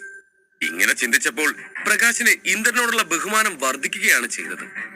തന്റെ കുതന്ത്രം അറിഞ്ഞിട്ടും ഇന്ദ്രൻ ദേഷ്യപ്പെട്ടില്ല. പകരം ലെവല് പാസ്സാക്കാൻ സഹായിക്കുകയാണ് ചെയ്തത്. ഒരു യഥാർത്ഥ എസ് ലെവൽ ടീച്ചർ ഇങ്ങനെ തന്നെയാണ്. അതുകൊണ്ട് പ്രകാശ് ഇന്ദ്രനെ ഒരു യഥാർത്ഥ വിദഗ്ധനായി കാണാൻ തുടങ്ങി. സുഹൃത്തിന്റെ പ്രശ്നം വളരെ എളുപ്പത്തിൽ പരിഹരിച്ചതുകൊണ്ട് കേശവന്റെയും സുബ്രഹ്മണ്യന്റെയും സംശയങ്ങളും തീർന്നു കഴിഞ്ഞു. ഇന്ദ്രൻ പ്രായത്തിൽ അവരെക്കാൾ ഒരുപാട് ചെറുതായിരിക്കാം. അവന്റെ രീതികൾ തികച്ചും വിചിത്രവുമാണ്. എന്നിരുന്നാലും അവനൊരു യഥാർത്ഥ എസ് ലെവൽ ടീച്ചർ ആണെന്ന് വ്യക്തമായി കഴിഞ്ഞിരുന്നു അവർക്ക്. ഇന്ദ്രൻ ഒരു എസ് ലെവൽ ടീച്ചർ അല്ലായിരുന്നുവെങ്കിൽ ഓറയെക്കുറിച്ചും അക്യു പോയിന്റ് അടഞ്ഞു പോകുന്നതിനെ പറ്റിയൊന്നും ആഴത്തിലുള്ള അറിവുണ്ടാകുമായിരുന്നില്ല. ഒരു നിമിഷം കൊണ്ട് പ്രകാശിന്റെ പ്രശ്നം മനസ്സിലാക്കി അവനെ അറിയിക്കാതെ അവന്റെ ലെവൽ ഉയർത്തി എന്നത് ആരെയും ആശ്ചര്യപ്പെടുത്തുന്ന ഒരു വിഷയമാണ്. രീതികൾ പഴയതായാലും പുതിയതായാലും ഒരു കാര്യം മാത്രം വ്യക്തമായിരുന്നു: ഇന്ദ്രന്റെ കഴിവും നിലവാരവും അവരെക്കാൾ വളരെ ഉയർന്നതാണ്. അതുകൊണ്ട് അവർക്ക് ഇന്ദ്രനെ കുറിച്ച് സംശയമൊന്നും തോന്നിയില്ല. ഇന്ദ്രനിൽ വന്നു ചേർന്ന വിശ്വാസത്തിന്റെ പുറത്ത് സുബ്രഹ്മണ്യൻ എഴുന്നേറ്റ് നിന്ന് അയാളുടെ പ്രശ്ന പരിഹാരത്തിന് വേണ്ടി അവനെ നോക്കി. ഇന്ദ്ര, ഒരു പ്രശ്നം എന്നെ വളരെ കാലമായി അലട്ടുന്നു. ചേതൻ അത് കേട്ട് ഒന്ന് പുഞ്ചിരിച്ചു. ഇതേ സമയം ബംഗ്ലാവിന് പുറത്ത് രാജാവും 3 എസ് ലെവൽ ടീച്ചർമാരും അകത്തേക്ക് പോയതിനു ശേഷം പുറത്തു നിൽക്കുന്ന ജനക്കൂട്ടം പരസ്പരം പലതും ചർച്ച ചെയ്യുകയായിരുന്നു. ഇത് ശരിക്കും സത്യമാണെന്ന് തോന്നുന്നുണ്ടോ? ഇന്ദ്രൻ സാർ ശരിക്കും 2 സ്റ്റാർ എസ് ലെവൽ ടീച്ചറാണോ? അതുകൊണ്ടായിരിക്കും 3 എസ് ലെവൽ ടീച്ചർമാർ അയാളെ കാണാൻ വന്നത്. അവിടെ നിൽക്കുന്ന ആർക്കും തന്നെ ഇന്ദ്രനെ പറ്റി വലിയ ധാരണയില്ലായിരുന്നു. കേട്ടറിവ് മാത്രമേ ഉള്ളൂ. എങ്കിലും സാക്ഷാൽ ചന്ദ്രഹാസൻ രാജാവും 3 എസ് ലെവൽ അധ്യാപകരും അദ്ദേഹത്തെ കാണാൻ അദ്ദേഹത്തിന്റെ ബംഗ്ലാവിലേക്ക് വന്നിട്ടുണ്ടെങ്കിൽ ഇന്ദ്രൻ ഒരു സാധാരണക്കാരനല്ലെന്ന് എല്ലാവർക്കും വ്യക്തമായി. അദ്ദേഹം ഒരു 2 സ്റ്റാർ എസ് ലെവൽ ടീച്ചറെങ്കിലും ആയിരിക്കണമെന്ന് അവർ കരുതി. എനിക്കറിയില്ല. ഞാൻ കുറച്ചു ദിവസം മുമ്പ് മഹാദേവനെ കണ്ടിരുന്നു. ഇന്ദ്രനെ പുകഴ്ത്തി പുകഴ്ത്തി തന്നെ അയാൾ ക്ഷീണിച്ചു പോയിരുന്നു. അദ്ദേഹത്തിന്റെ ഭാര്യയ്ക്ക് മാറാരോഗമായിരുന്നല്ലോ. അത് ഈ ഇന്ദ്രനാണ് ഭേദമാക്കിയത് പോലും. കാര്യം സത്യമാണ്. മരിച്ചു എന്ന് കരുതി ആ സ്ത്രീ തുള്ളിച്ചാടി നടക്കുന്നത് ഞാൻ എന്റെ കണ്ണുകൊണ്ട് കണ്ടു. കൂടെ നിന്നവരിൽ ഒരുവൻ പറയുമ്പോൾ മറ്റൊരുവൻ തല മെല്ലെ ഇളക്കി. ആ സഹദേവനെ ഞാനും കണ്ടിരുന്നു. വർഷങ്ങളായി അയാൾക്കുണ്ടായിരുന്ന അസുഖം ഭേദമായെന്ന് മാത്രമല്ല, അയാളുടെ ഡോൺ സ്റ്റേജ് കൂടിയെന്ന്. അയാളുടെ ലെവലിപ്പോ 7 ആയി. ഇന്ദ്രൻ സാർ ശരിക്കും ഒരു വലിയ മനുഷ്യനാണ്. ആളുകൾ പരസ്പരം സംസാരിച്ചു കൊണ്ടിരുന്നു. ഇന്ദ്രന്റെ യഥാർത്ഥ കഴിവിനെ കുറിച്ച് അറിയണമെങ്കിൽ നമുക്ക് അകത്തുപോയ ടീച്ചർമാരോട് ചോദിക്കണം. പെട്ടെന്നൊരാൾ പറയുമ്പോൾ എല്ലാവരും തലയിളക്കി. അതെ, അങ്ങനെ തന്നെ വേണം. നമുക്കും അറിയണം അവന്റെ കഴിവുകളെ കുറിച്ച്. അവരത് പറയുമ്പോൾ അവരുടെ മുമ്പിൽ 3 അനുയായികൾ ഒന്നും മിണ്ടാതെ നിൽപ്പുണ്ടായിരുന്നു. അവർ 3 പേരും ആ എസ് ലെവൽ അധ്യാപകരുടെ അനുയായികളായിരുന്നു. കേശവന്റെ അനുയായി മുന്നിൽ തന്നെ നിൽക്കുന്നുണ്ടായിരുന്നു. അയാളുടെ കയ്യിൽ ഒരു വാളുണ്ട്. കാഴ്ചയിൽ തന്നെ അയാൾ ഒരു ഭീകരനായി തോന്നി. രാജാവിനെയും അധ്യാപകരെയും മാത്രമാണ് അകത്തേക്ക് ക്ഷണിച്ചത്. അനുയായികളായതിനാൽ അവരെ അകത്ത് കടക്കാൻ അനുവദിച്ചിരുന്നില്ല. അതുകൊണ്ടാണ് മൂവരും പുറത്ത് കാത്തു നിന്നത്. ഈ 3 പേരും എസ് ലെവൽ ടീച്ചർമാരുടെ അനുയായികളാണ്. അവർക്ക് ചിലപ്പോ സത്യം അറിയായിരിക്കും. ഒരാൾ പറയുമ്പോൾ എല്ലാവരും തലയാട്ടി. അവിടെയുള്ളവരിൽ 3 ടീച്ചർമാർക്കും ഇന്ദ്രന്റെ യഥാർത്ഥ കഴിവിനെ കുറിച്ച് കൂടുതൽ അറിയാമായിരിക്കും. അവരുടെ അനുയായികളിൽ ഈ 3 പേരും അദ്ദേഹവുമായി അടുപ്പമുള്ളതുകൊണ്ട് അവരോട് ചോദിച്ചാൽ ഉത്തരം കിട്ടുമെന്ന പ്രതീക്ഷയിൽ അവർ അനുയായികൾക്ക് അടുത്തേക്ക് നടന്നു. ഹലോ, ഒരാൾ കൂപ്പുകൈകളുമായി മുന്നോട്ട് വന്നു. മുന്നിൽ നിന്ന കേശവിന്റെ അനുയായിയോടാണ് അയാൾ കൈകൂപ്പിയത്. കേശവ് ചുറ്റുമുള്ള രാജ്യങ്ങളിൽ പോലും വളരെ ജനപ്രിയനാണ്. അതുകൊണ്ട് അദ്ദേഹത്തെ പോലെ അയാളുടെ അനുയായിയെയും ആൾക്കാർ തിരിച്ചറിയും. അത് മാത്രമല്ല, കേശവനെ കാണാൻ വരുന്നവർ അദ്ദേഹത്തിന്റെ അനുയായിയെയും ബഹുമാനിക്കാൻ മടിച്ചിരുന്നില്ല. ഓ, ആദർ സാർ, നിങ്ങളും ഇവിടെ വന്നിട്ടുണ്ടോ? അയാൾ ചോദിച്ചു. രാജ്യത്തെ വാൾപ്പയറ്റിന് പേര് കേട്ട ആളാണ് ആദർശ്. 5 വർഷം മുമ്പ് അദ്ദേഹത്തിന് ഒരു പിഴവ് പറ്റി. അത് പരിഹരിക്കാൻ കേശവിന്റെ അടുത്ത് പോയിരുന്നു. ആ പരിചയമാണ് അനുയായി അയാളോട് കാണിച്ചത്. നിങ്ങൾ എന്നെ ആദർശ് എന്ന് വിളിച്ചാൽ മതി. എന്നെ ആദർശ് സാറിന് വിളിക്കാൻ മാത്രം യോഗ്യതയൊന്നും ഞാനിതുവരെ നേടിയിട്ടില്ല. അനുയായി തന്നെ തിരിച്ചറിയുമെന്ന് ആദർശ് ഒരിക്കലും പ്രതീക്ഷിച്ചിരുന്നില്ല. അതുകൊണ്ട് തന്നെ അയാളുടെ സംസാരം കേട്ടപ്പോൾ അവന് സന്തോഷം തോന്നി. കുറച്ചു സമയത്ത് നിശബ്ദതയ്ക്ക് ശേഷം ആദർശ് തന്റെ സംശയം അയാളോട് ചോദിച്ചു. കേശവ് സാറും പിന്നെ 2 S ലെവൽ ടീച്ചർമാരും കൂടി ഇന്ദ്രൻ സാറിനെ കാണാൻ വന്നിട്ടുണ്ടെന്ന് കേട്ടല്ലോ. അവർക്ക് പരസ്പരം നേരത്തെ അറിയോ? ആദർശ് ചോദിച്ചതും അനുയായിയുടെ മുഖത്ത് ഒരു പുച്ഛ ചിരി വന്നു. കാണാൻ വന്നോ? കേശവ് സാറും കൂട്ടരും പോയത് ആ ഇന്ദ്രനെ കണ്ട് കെട്ടിപ്പിടിച്ച് സൗഹൃദം പുതുക്കാനൊന്നുമല്ല. അവന്റെ മുഖം മൂടി വലിച്ചു കീറി അവനൊരു ആൾമാറാട്ടക്കാരനാണെന്ന് എല്ലാവരുടെ മുന്നിൽ തെളിയിക്കാനാ. അയാൾ ഗർവോടെ പറഞ്ഞതും ആദർശ് ഞെട്ടിപ്പോയി. അയ്യോ, നിങ്ങൾ എന്തേ പറയുന്നേ? അവൻ അത്ഭുതത്തോട് ചോദിച്ചു. സിമ്പിള് കാര്യം. ഇന്ദ്രൻ ഒരു S ലെവൽ ടീച്ചർ അല്ലെന്ന് കേശവ് സാറിനും ബാക്കി 2 പേർക്കും അറിയാം. അവൻ ചതിയനും വഞ്ചകനുമാണ്. അവൻ S ലെവൽ ടീച്ചർ എന്ന് സ്വയം അഭിസംബോധന ചെയ്ത് നിരപരാധികളെ കബളിപ്പിക്കുകയാണ്. അതുകൊണ്ട് അവന്റെ പുറംമൂടി തുറന്നു കാട്ടാനാണ് അവരിവിടെ വന്നത്. നോക്കിക്കോ, അല്പസമയത്തിനകം ഇന്ദ്രൻ അലറി വിളിച്ചുകൊണ്ട് പുറത്തേക്ക് വരും. അനുയായി അഭിമാനത്തോടെ പറഞ്ഞു. കഴിഞ്ഞ കുറെ ദിവസങ്ങളായി അനുയായി കേശവന്റെ കൂടെ ഉണ്ടായിരുന്നു. അദ്ദേഹത്തിന്റെ പല സംസാരവും അയാൾ കേട്ടിരുന്നു. സഹദേവന്റെയും മഹാദേവന്റെയും ഒക്കെ കാര്യങ്ങൾ അറിഞ്ഞതു മുതൽ കേശവനുണ്ടായ സംശയങ്ങൾ ആ അനുയായി കണ്ടതാണ്. അതുകൊണ്ട് ഇന്ദ്രൻ അഭിനയിക്കുകയാണെന്ന് അയാൾ ഉറപ്പിച്ചിരുന്നു. കാരണം ഒന്നും ചോദിക്കാതെയും ഒന്നും അറിയാതെയും ഒരു ടീച്ചർക്കും ആരുടെയും പ്രശ്നങ്ങൾ പരിഹരിക്കാൻ കഴിയില്ലെന്ന് അയാൾക്കറിയാം. ഒരു പ്രശ്നം പരിഹരിക്കുന്നതിനേക്കാൾ കൂടുതൽ അസാധ്യമാണ് പ്രശ്നം മനസ്സിലാക്കുക എന്നത്. അതുകൊണ്ട് ഇന്ദ്രന്റെ രീതികൾ ഒരു S ലെവൽ ടീച്ചറിന്റേതല്ലെന്ന് പലരും പറയുന്നതും അനുയായി കേട്ടിരുന്നു. ഇന്ദ്രൻ ഒരു ഫ്രോഡാണോ? അനുയായിയുടെ വാക്കുകൾ കേട്ട് ജനക്കൂട്ടം പരിഭ്രാന്തരായി. ഇത് ശരിയാണെങ്കിൽ അത് ഒരു നിസ്സാര കാര്യമല്ല, ആർക്കും അംഗീകരിക്കാൻ കഴിയുകയുമില്ല. ഇന്ദ്രനെ കാണാൻ 3 ലക്ഷം രൂപ വരെ നൽകി ദിവസങ്ങളോളം നീണ്ട ക്യൂവിൽ നിൽക്കുന്നവരാണ് പലരും. ഇപ്പോഴിതാ ഇന്ദ്രൻ വ്യാജനാണെന്നറിഞ്ഞ് എല്ലാവരും ഞെട്ടിയിരിക്കുകയാണ്. ചിലപ്പോൾ ശരിയായിരിക്കും, അവൻ കള്ളനല്ലായിരുന്നുവെങ്കിൽ ഇത്രയും പണം ചോദിക്കില്ലായിരുന്നു. അവരെല്ലാവരും അനുയായിയുടെ വാക്കുകൾ വിശ്വസിക്കാൻ തുടങ്ങി. അവരുടെ രോഷം കണ്ട് അനുയായി മുമ്പോട്ട് വന്നു. നിങ്ങൾ ദേഷ്യമടക്കണം. കേശവ് സാറും മറ്റു ടീച്ചർമാരും ഏറെ നേരമായി അകത്തുണ്ട്. ഉടനെ തന്നെ നമുക്ക് സത്യമറിയാം. അനുയായി പറഞ്ഞു തീരുമ്പോൾ ബംഗ്ലാവിന്റെ വാതിൽ തുറന്ന് കുറച്ചു പേർ പുറത്തേക്ക് വരാൻ തുടങ്ങി.